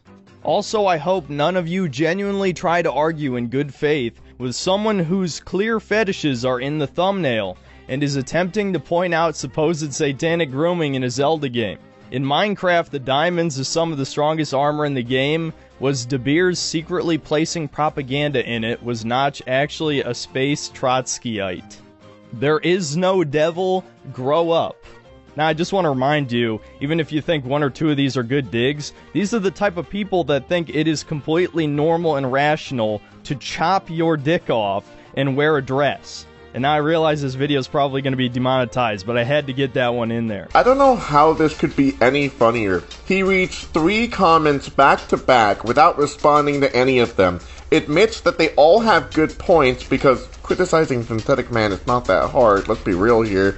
Then proceeds to call them groomers while completely misrepresenting what gender-affirming care is, and then he has the audacity to accuse them of deflecting while he hasn't even addressed any of the points made within those comments to begin with. All they ever do is deflect. They never will acknowledge if their side does something horrific. Also, what is he even bitching about? Like, something about people not liking one of his videos? And to dip into the schizo paint a little bit, the king being a goat man, who are the Zonai people who came from the heavens, is borderline satanic imagery. I have no idea if this is intentional or not, but Japan used to be infamous for putting weird Christian symbolism in anime and occasionally video games. So this could be an extension of that. Oh, that explains it. He literally conflated a character in Zelda as Satan.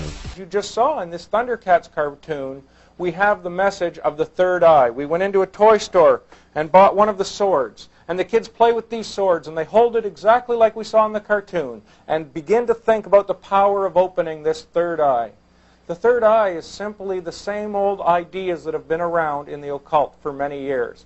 It is the idea that somehow we can look beyond our natural eye. Somehow we can have sense, this sixth sense, that can see beyond what the normal mind can see and can bring us into the realm of psychic power and ESP and telekinesis. And the kids are only too imaginative and eager to try these things out. The whole dream in the occult is to open this third eye through meditation and relaxation therapies, and the kids are getting a crash course right here on the Thundercats cartoon. Speaking of which, Synthetic Man loves to get real deep into that Nazi shit. Zelda goes back in time to when Hyrule was founded, essentially, or a little bit after that. Meets the first king and queen of Hyrule, which the king was a fucking goat man, and the queen was a, we'll say, dark elf. So despite the fact that the Gerudo are clearly supposed to be like the Middle Eastern inspired race, I guess you could say, but they might even be a different species than Hylians, I'm not sure. They could be like a Sari and just take genetic material from Hylians to make more Gerudo, right? But no, now there's actually a lot of Hylians that are various shades of brown throughout the world. And of course, one of the founders of Hyrule set the stage for the entire series, created a wonderful Wakanda-esque utopia, is one of these brown Hylians. Almost literally, we was Kangs and shit. So much for Skyward Sword being the beginning of the series. He's complaining about race mixing in Zelda. Again, say what you want about the story and gameplay, but it's so funny to see him struggle to artificially insert the racist conspiracy theory of so-called race mixing in a video game. Or again, if you want to take the schizo angle, this is a result of a certain cult organization full of quote-unquote elites that are subtly inserting their propaganda into video games. There's the anti-Semitism, the elites. You fucking Jew. Not only is this a classically anti-Semitic take of his, but this is a prime example of Schrodinger's douchebag. This means that if people criticize him, he's gonna backtrack and complain that people are taking his dumb bullshit too seriously, even though he literally nodded to characters in Zelda being a satanic elite cabal. I'm not sure if I could be bothered to dig up one of these comments, but I did see a few that also implied that I shouldn't have put any of the schizo tangent in the video at all. Well, here's the thing. It's my channel. It's my video. I don't owe you anything. I can make whatever I want, and there's nothing you can do to stop me. So, yeah, I don't really care if you think that. But if you really want a real explanation... There you go. He just admitted that because it's his channel, that he can say whatever half-baked thought worms into his fucking brain. Oh, these aren't legitimate observations I have of the game. I didn't actually imply that there was race mixing in Hyrule, or that Link is grooming the kids because he's wearing a fucking ring. Not to mention the quote-unquote subtle homosexual imagery from Breath of the Wild has been expanded even further in this one, and I already know people are gonna say I'm reading into it and no kid's gonna see this shit, but that's exactly how you desensitize people and how you groom them, right? You expose them to things. The vow that each of the new sages takes to Link looks like they're proposing to him. And Sidon, the giant shark guy, people already made a bunch of gay lewd images between him and Link when Breath of the Wild came out. Well, now, him quite literally putting a ring on his finger, and man, their relationship is too fucking weird, dude. I don't care that they literally give him a wife in the story, I'm not convinced. Also, let me just say real quick that Link has always been considered a gay icon amongst those queer gamers. So, are you telling me that this twink is supposed to be a Giga Chad? Bro, you're mad because you're playing the wrong video game. It is also just sad that he feels the need to throw people struggling with schizophrenia under the bus, further stigmatizing them, while he's the one out here saying all of the literal dumbest bullshit. No, I wasn't being sarcastic. There's a reason I labeled it a schizo tangent. I realize how out there some of the views I shared there were, but I was throwing that little nugget in there for the stream audience. We like to get pretty schizo in there. Like, listen to him respond to one of these comments. So after I'd found out about the controversy, of course I clicked on my own video to just see if these people started making suspicious comments. What the fuck? The commenters are not being suspicious, dude. People just don't like your video. You're mad that people don't like your content. You're so fucking fragile. Oh my god. Not to mention, for all of the horrible shit that he says about trans people, he certainly has a thing for Futanari. It's a butt. God damn it. Yeah, whatever. It's a butt plug for new Abby to shove her giant Fuda cock in my ass. There you go, I said it. So for those not in the know, Futanari is a Japanese slur for what we understand today as intersex people. Of course, I don't expect Synthetic Man to know who intersex people are, as his understanding of anything not cisgender to begin with is strictly filtered through his lolicon and porn addiction. You already spend money on games you never touch again. Yeah, but this is literal gotcha slop for little girls, or should be for little girls. I don't think most people playing are little girls, let's be real. This is literal gotcha slop for little girls, or should be for little girls. I don't think most people playing are little girls, let's be real. So, it's only natural that he would be transphobic and calling everything LGBTQ a form of grooming, because that's his myopic understanding of it all. With the radical change in gender ideology and the slow normalization of pedophilia, and I don't care if you think that's schizo, that's apparent to anybody who's paying attention, but you keep lying to yourself about that. Do you want to know the amount of times I've seen some random Twitter user advocate for the banning of Lolly, and then it turns out they're an actual pedophile who's been arrested, or was arrested after that post? It's not a fucking coincidence, dude. These people are fucked in the head.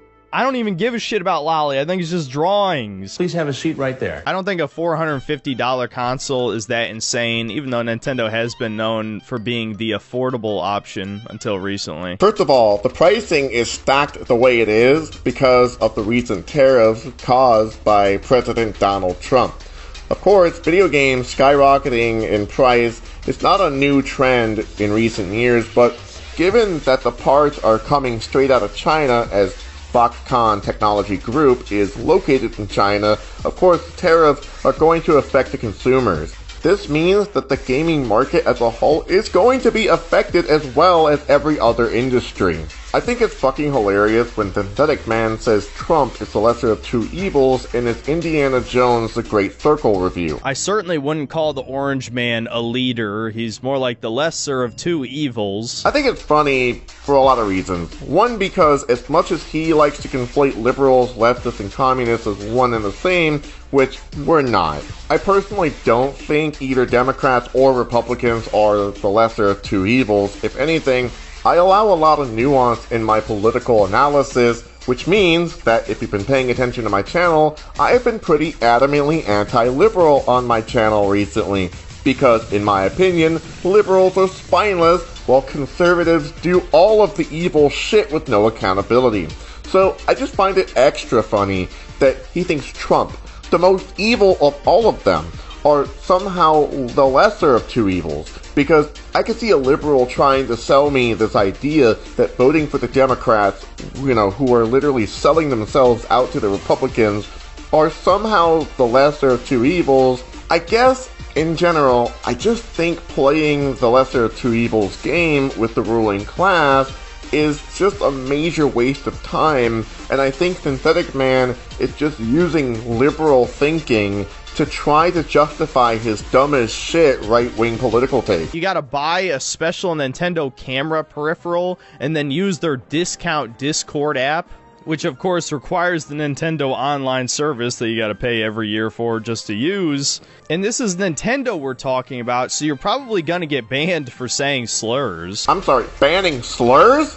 Out of all the shitty things he could have criticized Nintendo on, like attacking ROM hackers for instance, he chose to bitch about banning slurs? Not to mention the elephant in the room of all of the grooming that no doubt is going to go on. Yeah, grooming can happen anywhere, not just in a video game, by the way. It can happen in a Christian church too. In fact, unlike you, we don't even really need to speculate here, as thousands of cases of sexual abuse among multiple sects of the Christian church has existed for decades upon decades upon decades. But there is no half-baked conspiracy theory coming from Synthetic Man about a Christian cabal. There's no secret code word to describe Christian pedophiles. There's no hundreds upon hundreds of legislation trying to ban the Catholic Church, whom, unlike trans people, have decades upon decades of sexual abuse under its systemic hierarchy. Yep, trans people are the groomers, but I love masturbating to anime girls with big cocks. It definitely is some kind of weird psychological damage, because it's like, it weirdly also combines with my strange fascination with eugenics. Because the idea of Fuda is some kind of like alternative Ubermensch being also like sort of ties into the fetish. And hey, let's never question what pedophile shit the Christians are up to. Let's just hyper-fixate on what the elites are doing.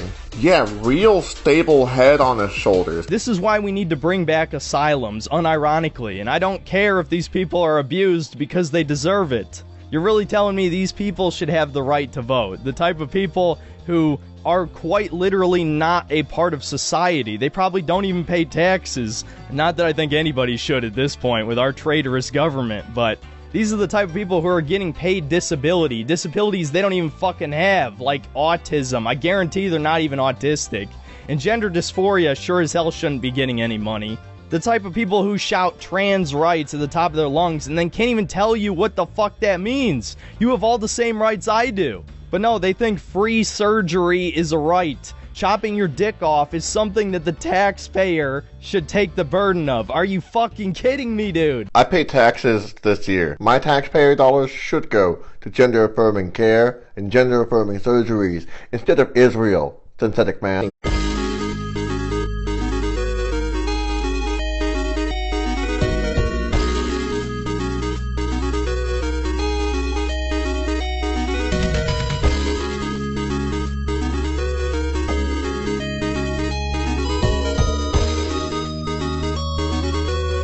Oh yeah! This is happening!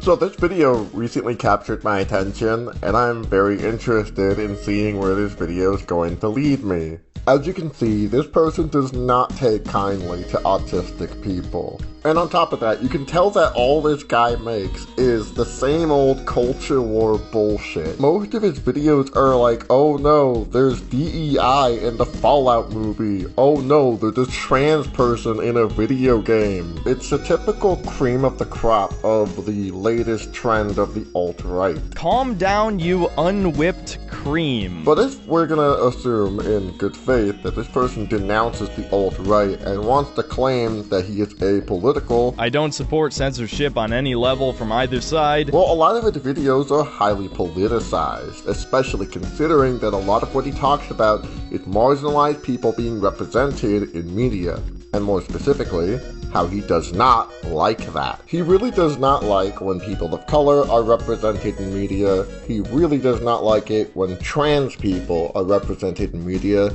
However, he really does not like autistic people at all. I mean, he really does not like autistic people. Is also surprisingly addictive. But I went to his channel and I checked out some of his other videos and I saved this one so that I could watch it with you blindly.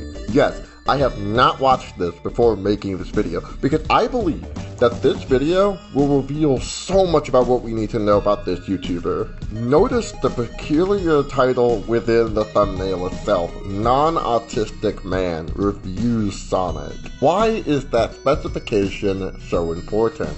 I make videos about Sonic the Hedgehog all of the time. Well, not all of the time. I've done game reviews, movie reviews, I've reviewed different types of film. I like to think when I produce videos like this that are much longer in scope, that I'm giving you a rabbit hole of information for you to think about.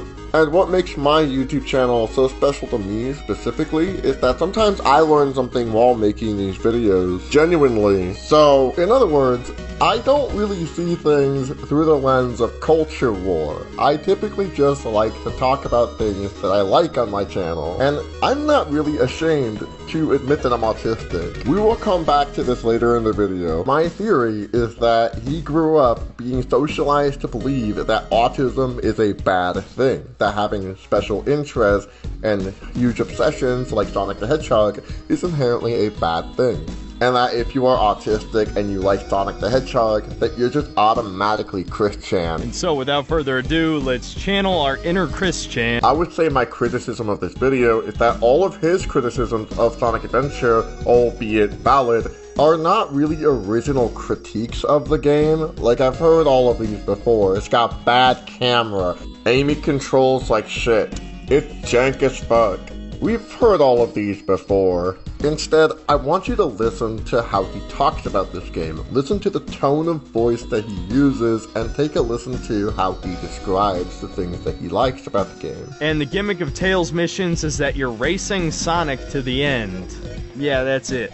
Every stage is like 2 minutes long tops, so really it's not that bad. You're done with the story in about an hour, and the whole thing reads like Tails' headcanon of the events of the game, because you just replace all the scenes where Sonic saved the day with Tails saving the day, and then at the end, instead of taking out this huge Eggman dragon robot thing, he instead fires a missile into Station Square, which is a dud, and then Tails has to race him to the missile, disarms it, and then takes out a different Eggman robot. You can't fucking convince me this actually happened. Tails has fucking Luigi syndrome, and he just made this shit up in his head. Like, just listen to him. He's so passionate about Sonic Adventure. He loves this game so much. You can tell that when he's like making fun of the ridiculousness of this game, that he is experiencing a whole whirlpool of nostalgia in his tone of voice. Now listen to how miserable he sounds when he has to talk about how woke everything is. Welcome back to Synthetic Man's incredibly cynical breakdown of the Summer Games Fest. And much like last year, it is somehow even worse than the lowest lows of the last few E3s. It is truly impressive how bleak the future of gaming looks. I know many of you want to see the return of the woke counter, but first of all, there are way too many woke moments to count here. Almost every single game shown had some form of left-wing propaganda. I'm sorry, what? People of color being in video games is left-wing propaganda? After 5 years on the East Coast, What? DEI? If I insert this character into the video game instead, would it no longer be left-wing propaganda? Hey dumbass, where do you think Takal got her name from? It's not like Yuji Naka got really high one day and then just farted out a name for this character. The development team got inspiration from traveling to Latin America and taking photographs on their adventure to put in the games. And I've made this point before, but you can see right before you that Sonic Adventure is a very highly politicized game, arguably anti-colonial, making this game woke. Father, please don't! Takal, the 7 emeralds are essential to our survival. It is for the good of all our people. How can I make you understand? Attacking other countries, stealing and killing can't be the right path to peace. No one has the right to take their holy ground. I beg you, Father! Although this is unrelated to the person that we're responding to, I do find it quite strange that on the woke content detector's curated list of games, the Sonic Adventure is deemed not woke, and it contains no woke content. Even if we're looking at anthropomorphic furry characters and we're not looking at real humans, the inspiration is definitely there, and it's definitely not white. This comes across as a double standard. Sonic Adventure is not woke because you like the game, and it's a good game. But the new Fable is woke because Ian Miles Chong couldn't get a chubby from the new character. And before some wiggle worm comes wiggling in my comment section saying that this is some push for a transgender, she's never been revealed to be trans. Oh, and also, you could always be trans in Fable, even in the first one. This female protagonist looks ugly as shit, genuinely has a man face. Just like I said in my previous video actually covering the new Fable game coming out, you've very plainly never played Fable in your life. And notice too that while he's making this anti-woke content, he sounds fucking miserable. And most of the trailer is stuck with this nerdy guy who I don't even remember where I've seen him before, some nerdy TV show or movie or something. I don't care. He plays the giant from Jack and the Beanstalk. Yes, they took the Fable title literally. Yeah, because it takes place in a mystical world. Was the game supposed to take place in your fucking cubicle at work? I thought the point of a video game was you're supposed to sit down, play a game that you bought from the store, and fuck it, play the game the way that you like to play the game, and you don't have to recite Joseph McCarthy's talking points by taking a sledgehammer and hitting it to your head in Morse code. And now I'm actually glad I took the time to play Fable Anniversary a few months ago, so I now know this is not anything like Fable. Okay. I stand corrected, but it doesn't make your point more valid, it actually makes my point even stronger. Because if you've never played Fable, it would have made sense as to why you're making these ridiculous claims out of the window, but since you have just proven that you have played Fable, you've decided to outfit your character like a fucking Tinker Toy, and I outfit my character like an evil badass sorcerer in a dress.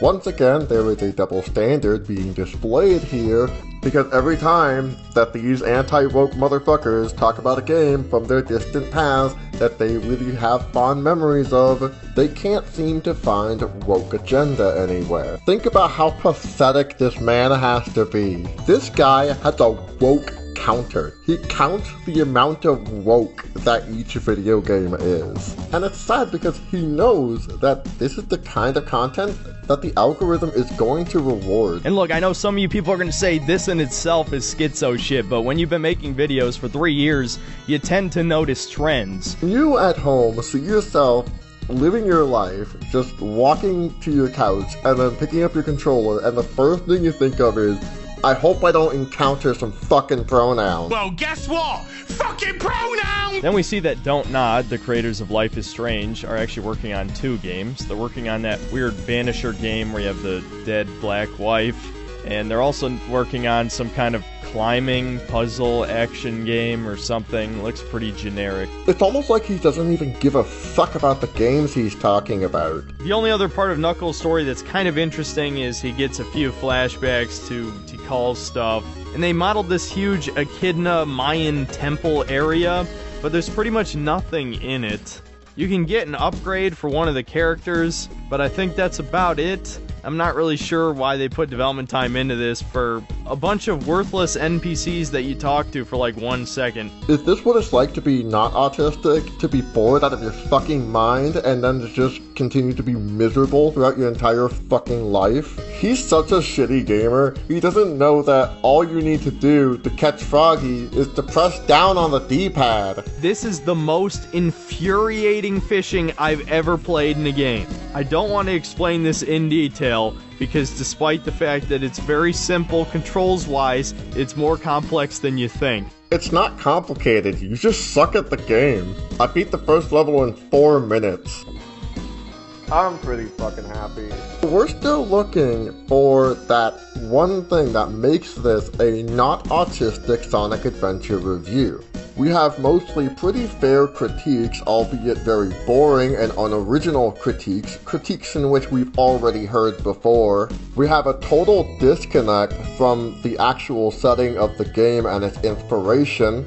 I want to know what his opinion is on E102 Gamma, because E102 Gamma will be a true testament as to how much he knows about this game. And so the first couple missions you're serving under Eggman, trying to find Froggy, and also capturing a bird that escaped into Amy's clutches. And once you complete the latter, Amy tries convincing Gamma to be a good guy and let her free, but only when he recognizes the bird that she's holding does he let her go. As we find out later, the robot powering Gamma is that bird's friend.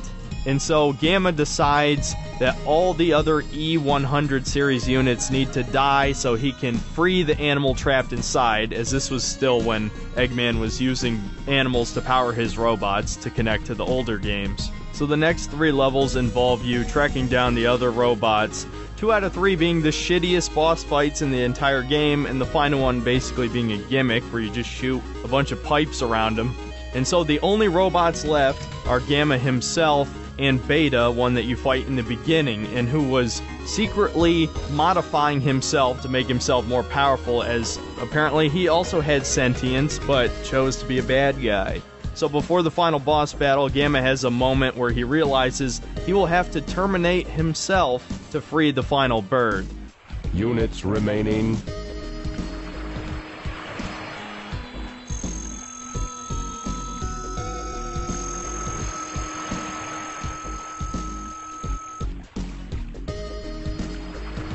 Gamma. Luckily, it doesn't come to that. After engaging with one of the only decent boss fights in the game, Gamma destroys Beta, but as he's about to blow up, he gets a cheap shot in, which also lethally damages Gamma, and so the story ends with the birds inside the 2 of them reuniting, and you have to play through Amy's story to get the true ending here as the 3 finally meet up again. I've talked about this in a previous video, but this is an arc where E102 Gamma learns to question authority. And although he is right to criticize Amy's gameplay and control scheme, Amy is extremely crucial in the story, because she is the only ounce of humanity that E102 Gamma has been exposed to other than the evil Dr. Robotnik. Since I never actually owned this game growing up, I only played it at friends' houses, this is my first time finishing the game, so being a dude in his 20s, I really didn't feel anything here. The story is very low budget and sloppily handled, the cutscenes are horrible, as I already mentioned. All I can hear from this guy is that he's lost the ability to feel empathy for others. Okay, but here is the thing. If this was any other video by this content creator, he would be saying that this story is woke. Listen again to what he said at this part of the video. Amy tries convincing Gamma to be a good guy and let her free, but only when he recognizes the bird that she's holding does he let her go. As we find out later, the robot powering Gamma is that bird's friend. And so Gamma decides that all the other E100 series units need to die so he can free the animal trapped inside, as this was still when Eggman was using animals to power his robots. Yeah, I did not bring up Leadbelly earlier for literally no reason. Leadbelly, being the person who coined the term woke, said it best. Stay woke, keep your eyes open. Having a sudden realization that your master is highly exploitative of your family? Yeah, that's woke right there. Obviously not comparable to the Scottsboro Boys, but it's the same fucking principle.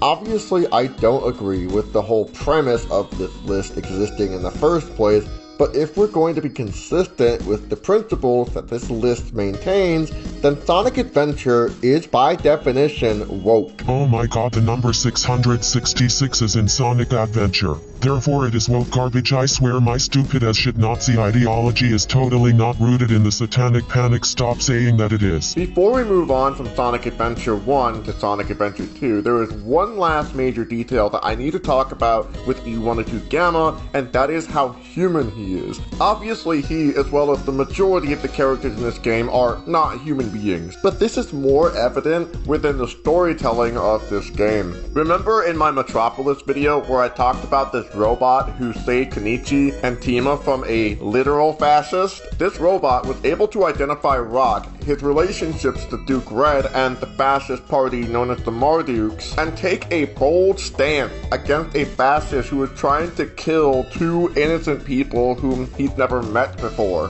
This is an act of kindness that we would not expect from a robot, and E102 Gamma's actions in Sonic Adventure 1 is a prime example of exactly what I'm talking about, which makes it really funny that Synthetic Man does not get why E102 Gamma's story works so well. I really didn't feel anything here. The story is very low budget and sloppily handled. The cutscenes are horrible, as I already mentioned, but I guarantee you if I played this as a kid, I would have teared up at this scene for sure. I loved Iron Giant growing up, and any robot self-sacrifice stories where they become human, that gets me, so I see what they were going for. Even the Iron Giant works specifically because of how human they depict this character. You see, we humans debate constantly as to what is considered the meaning of life, because that's different for everybody. But Robotnik literally invented the E-Series because he was looking for a frog. Also really baffling just how nearsighted his understanding of Beta's role was. And so the only robots left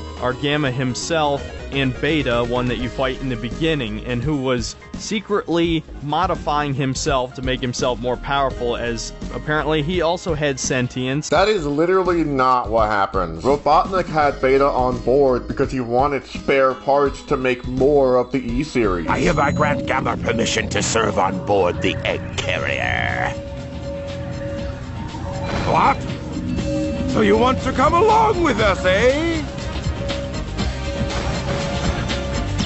Okay. We could always use a spare set of parts, I guess. Literally a master-servant dynamic where your creator literally disposes of your own siblings so that he can use them to create more of his own army. After all, Dr. Robotnik's entire character is a satire on power-hungry, plutocratic motherfuckers. And again, this is what makes E102 Gamma's story so significant. It's not just a story about a robot who gained sentience, it's a story about a robot who rebelled against his own creator when he was quite literally engineered with the sole intent of following orders. And I know Andy Pants doesn't really like journeys, but I mean that's what this is. It's a journey. You get from point A and then you go to point B and you come to a different conclusion by the end of it. That's story writing. I wonder how he's gonna talk about Sonic Adventure 2. So I've avoided talking about it until now because it really doesn't matter all that much. Can you give any less of a fuck? Like, why did you even make this? Like, I understand that there is such a thing as giving too much of a fuck about something to such an extreme that maybe you fucking shouldn't. And then there's just I don't give a fuck about anything. But don't call me autistic, because I'm definitely not that. The story is another element I don't really want to talk about because it really sucks. and my rose-tinted glasses are slowly cracking as I'm thinking about it. It's really dumb. Because you'd have to critique it, and you can't seem to fucking handle that. And I guess the experiments were inhumane or fucked up in some way, so the government... There you go. He's even acknowledging that he doesn't give a flying fuck about the effort that he puts into his videos. And so he went crazy and wanted to genocide the entire human population. Yes, this is a real plot from a Sonic game. Honey, they put politics in my Sonic game. I'm gonna go cry about it on Gary's mod and then kill myself. And meanwhile, the government is looking for this mysterious hedgehog that's breaking out of jail and somehow confuse Sonic for Shadow. Oh my god, his voice cracked. Can we hear it again? Shadow, Shadow, Shadow, Shadow. One is black and red, the other one is blue. This makes no fucking sense. And now you understand why people don't trust the police. Because this is racial profiling. Out of all of the things that he could have said about the police, this is what he went with. That's because if he went ahead and talked about this in the context of racial profiling, then it would have been considered a woke analysis. And don't try to pretend that race doesn't exist within Sonic. Oh, and of course, don't try to pretend racism doesn't exist in Sonic either. I have always championed the point that nothing exists within a vacuum. In hierarchical structures like the state, for example, dominance is always maintained through a monopoly on violence and coercion. And for Sonic, somebody who actually cares about fighting for freedom, it's important to rebel, especially in times like these. Like the opening cutscene in the hero story of Sonic Adventure 2. This scene is so iconic and it's stuck in everybody's head because it's not only the first cutscene, but it's Sonic literally resisting arrest. And I would argue, that's a pretty political moment. When Officer Darren Wilson told Michael Brown to get out of the middle of the street in Ferguson, Missouri, did Brown comply? No. When officers in Baltimore told Freddie Gray to stop resisting arrest, did he comply? No. When officers in New York City told Eric Garner to stop resisting arrest, did he comply? No. Here's a useful tip. If you want to avoid a bad outcome with a police officer, follow this simple rule. When a cop gives you a lawful command, obey it, even if you disagree.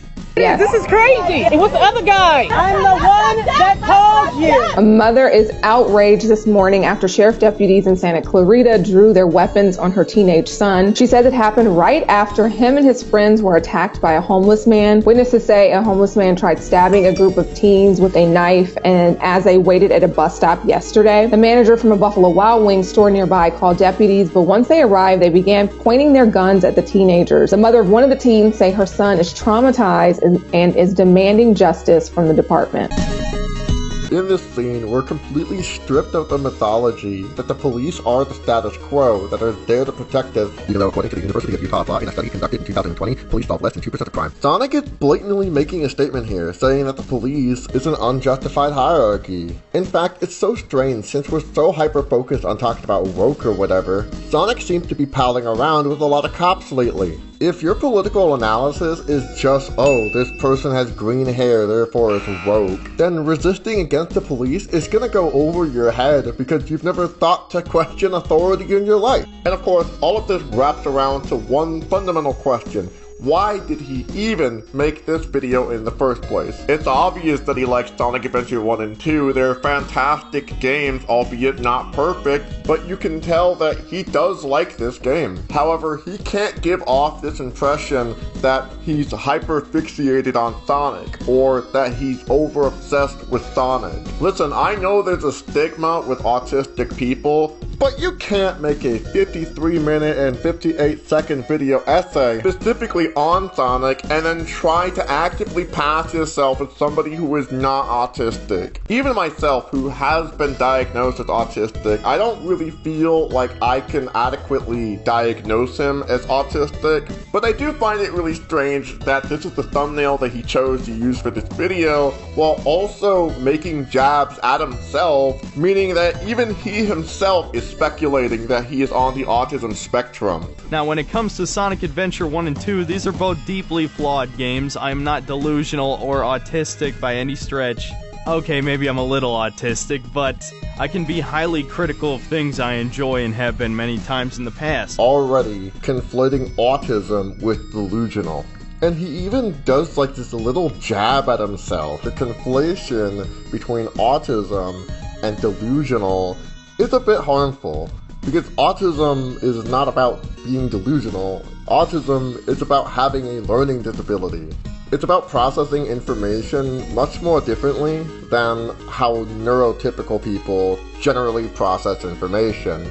Being delusional pretty much means that you have an unchanging opinion or belief on something that is so extreme that nothing will change it, even if information is presented to you and it contradicts your belief. God, you guys remind me of my grandparents who called Pokemon and Harry Potter tools of the devil. Do you really not think this is subtly, passive-aggressively mocking me about you remind me of my grandparents who called Pokemon and Harry Potter tools of the devil? He's alluding to the satanic panic. And I just want to keep it real with y'all. I don't think that this joke that he made is offensive. Actually, I think it's funny. It's probably the only funny joke he's ever told on his whole channel. But you can kind of tell that he's not entirely sure if he wants to embrace the autistic identity. And you want to know the sad truth is that I can relate. When I was in middle school, I sold my Nintendo GameCube and my Xbox and all of the games that I had on those consoles to get a Fender Frontman amplifier. This was my first real amplifier, not one of those shitty ones that you see at KB Toys.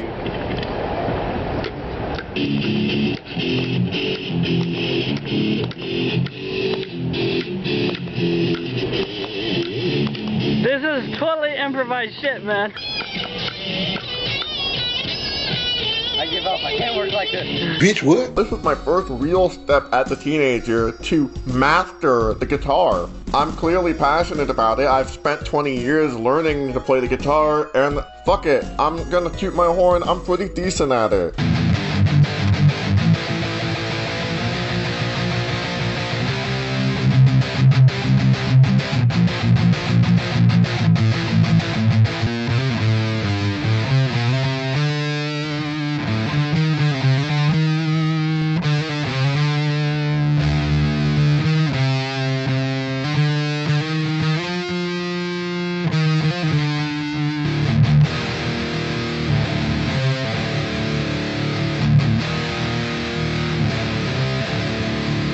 But one thing that I just gotta admit right up front is that I did not sell all of my video games only for the guitar amplifier. It was because I was relentlessly bullied. I did not feel accepted in school at all, and it was because of the stigma centering around my autism diagnosis. I felt so ashamed of all of my special interests, and I threw all of them away until my senior year in high school, where my girlfriend at the time revitalized my interest in the Pokemon franchise. If it wasn't for her, I would have never purchased a Nintendo DS and Pokemon Heart Gold. Now, I'm not saying you need a girlfriend in order to see these things, but truthfully speaking, I have very few things in life that I truly regret. I don't regret transitioning. I don't regret being an anarchist. I don't regret leaving Christianity. I certainly have been swayed a certain direction. I won't say I follow any book, any creed, but it looks like Christians are being proven right with each passing day. I feel like all of those things were stepping stones in my life where I was coming to terms with my identity. What I do regret, however, is letting the bullies win and to let them make me feel ashamed for being on the autism spectrum. Yes, I did also time this video for Autism Awareness Month because, truthfully speaking, we need autism acceptance, not autism awareness. Just mere autism awareness is why this stupid fucking thumbnail exists to begin with. Autism acceptance is recognizing that autistic people are people and human, even though we process information differently and we think differently than others. Health Secretary Robert F. Kennedy Jr. launching a disease registry to track Americans with autism. It comes after he announced plans to launch studies to determine the environmental toxins that he says are to blame for the developmental disorder. Some doctors say the health secretary has already come to a predetermined conclusion.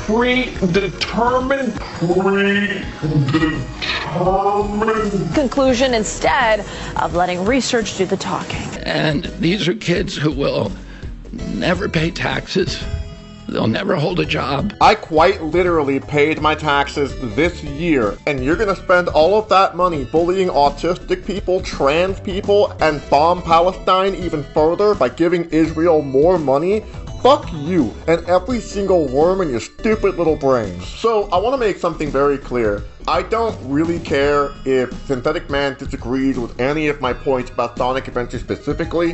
What I care about is how he is trying to hide that he is passionate about this game to begin with. Because I genuinely believe that if he did not make this thumbnail, that his audience, the algorithm if you will, would have punished him for trying to be this autistic lolcow or whatever. And I mean, yeah, he is a lolcow, but Synthetic Man is a very openly and visibly insecure little bitch.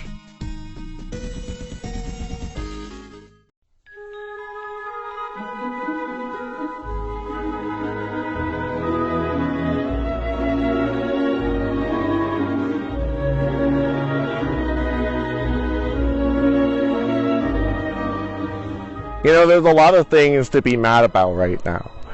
I mean, we're in the tariffs, our First Amendment rights are being completely shredded from our very eyes. We're in hell right now. We're like literally on the receiving end of state violence and environmental violence. We're literally on the brink of collapse in the United States economy, mere seconds away from midnight with the doomsday clock. So that's not good. But I'm aware of all these things because I am woke. And I don't even like using that word personally. I didn't grow up using that word. For me, it doesn't have that cultural connection.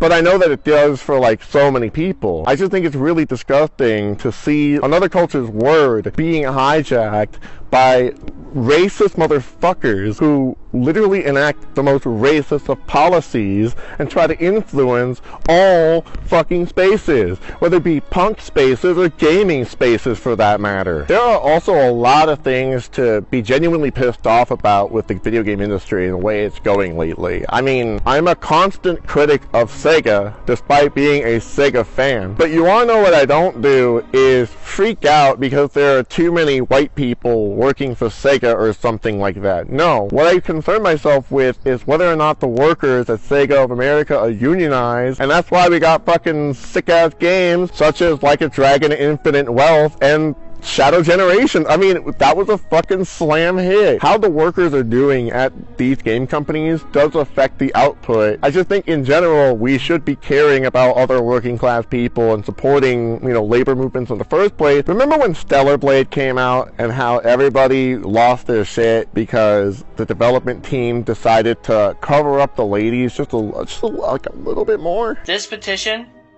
is not only to free Stellar Blade, but to send a clear message to Sony, Nintendo, and the rest of the publishers in the gaming industry that we players will not tolerate any form of censorship moving forward. With the glass ceiling broken, all the oppressed groups shall prosper, especially the most oppressed group of all, gamers. Japan is a bastion of sexual freedom, and the puritanical West are trying their hardest to bring us back to sexual repression. I support this petition because I've had enough of the West constantly shoving its woke SJW feminist agenda down our throats. We're like the civil rights movement, but for video games. I am signing this petition to counter the woke taking on beautiful video game ladies. Beautiful video game ladies should stay and should... Oh, Daddy thought he lost you. Oh, God. Oh, my God, I almost died. I'm almost died. That was so scary. Thank you.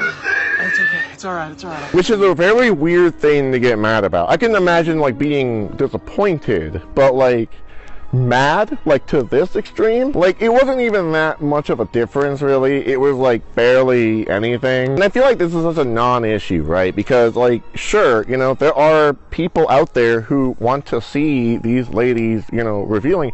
Why not just like get the old skin through some kind of mod or something? I'm sure you can do that kind of thing. And even if you couldn't, I mean, you can develop your own game that does all that for you. But what about all of the people, the same people, who decided to speak out for Mahmoud Khalil being detained by ICE, even though he is a U.S. citizen, and it was recently ruled that he can be deported by a judge. Oh, and even though he's a U.S. citizen, his Fourth Amendment right was violated? Yeah, that's cool. There's some levels of corruption there. There's a violation of freedom of speech. The media is saying that this guy supported Hamas, but he never supported Hamas, not once. He was very adamantly clear that he supported the Palestinian people, because we all know damn well that the IDF is not just going after Hamas. They're going after children, literal children.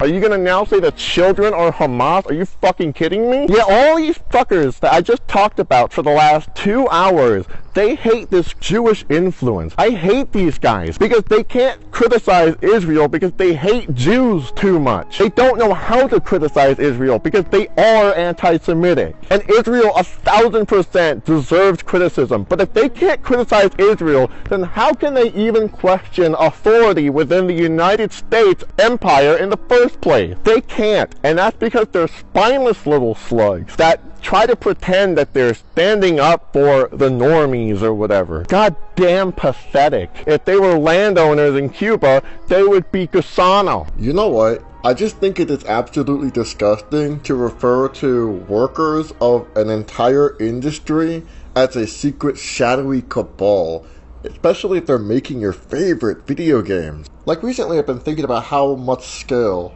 goes into making video games, and it's not just one type of skill. You have to be able to draw, you have to be able to write characters, you gotta compose music for games, you have to write stories for games. Engineering is involved, localization is often involved. I'm not even scratching the surface, yet there is so much that goes into making a single video game. So it's not just that I feel bad for all of these marginalized people who are on the receiving end of this anti-woke and anti-DEI bullshit, but it's also just the fact that so many game developers are considered like this Jewish cabal that is trying to influence everybody, when truthfully speaking, they're just trying to make a paycheck and go to bed. 昨日前の時にもう私も含めてなんです。シナリオのメンバーはすんごい重労働。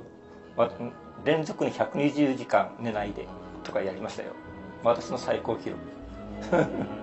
5日間不眠不休でシナリオのチェックみたいなことやって、そこに本体さんもかかってるのにアフレコに行って実際ヘトヘトだったに違いないんだけど、まあ頑張ってくれたんですよね。やっぱその本当に時間とか、その関係なかったですよね、当時は。その当時。2もそうですけど。いや、1はそうだったんですよね。で、2はね、そういう意味でやりやすかったですね。はい。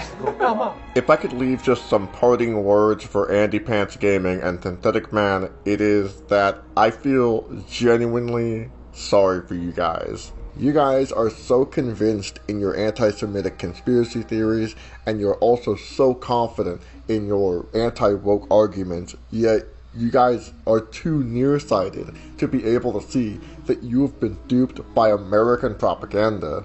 I've always maintained that fascists are useful idiots to the ruling class, and when I say the ruling class, I mean the billionaires like Elon Musk, because as long as people are not questioning authority and they're just blaming other people, then these sorts of systemic issues are never going to be meaningfully addressed, ever, because you're too busy pointing fingers at each other.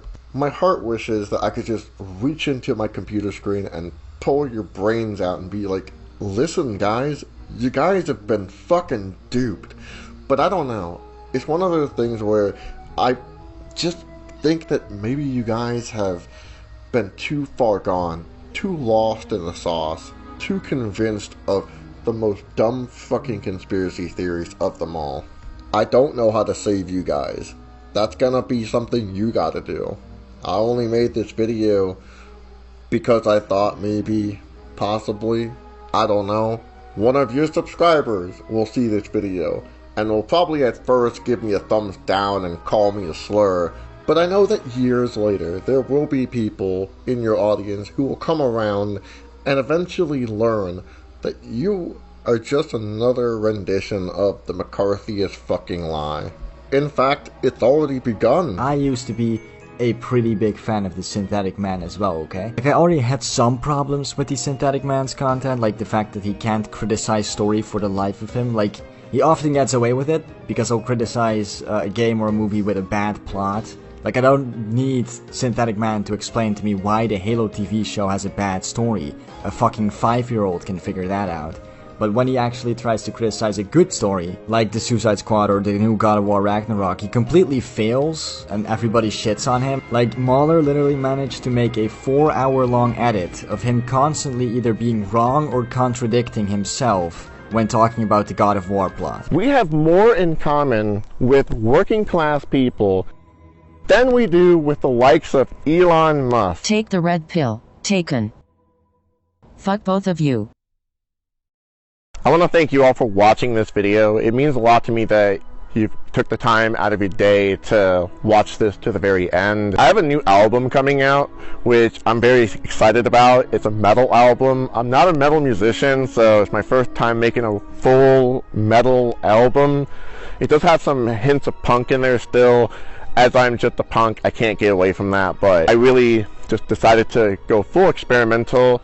Coming out on May 5th of, you know, the upcoming month here, so just in a few days you can go download it for free. If you're gonna give me any money though for that album, I recommend that you give your money to the Palestinian Children Relief Fund, just because, like, they need the money far more than I do. The actual album itself is an anti-fascist and anti-Zionist album. I'm gonna be uploading less. I need to take a backseat from YouTube, to be honest with you, so after this comes up, I'm not gonna stop uploading videos, but I'm gonna take a fucking backseat.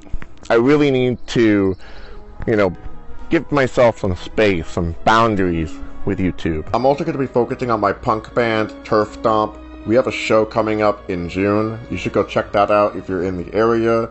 And we also have an album that we just released earlier this year. I also have a podcast that you should go follow and stay up to date with all the things I'm talking about on there. And lastly, I've got a gaming channel that you can go check out. It's very laid back. I'm currently playing Pokemon Yellow Legacy, which is a ROM hack of Pokemon Yellow made by Smith Plays Pokemon. So you should go check that out as well. And I feel like this is just the best decision for me so that I can focus on other things, such as enjoying life, my band, and just other ventures that I want to look into my creative life. Please understand where I'm coming from. You'll get more videos in the future, but just not for a while. Thank you all. You have a good one.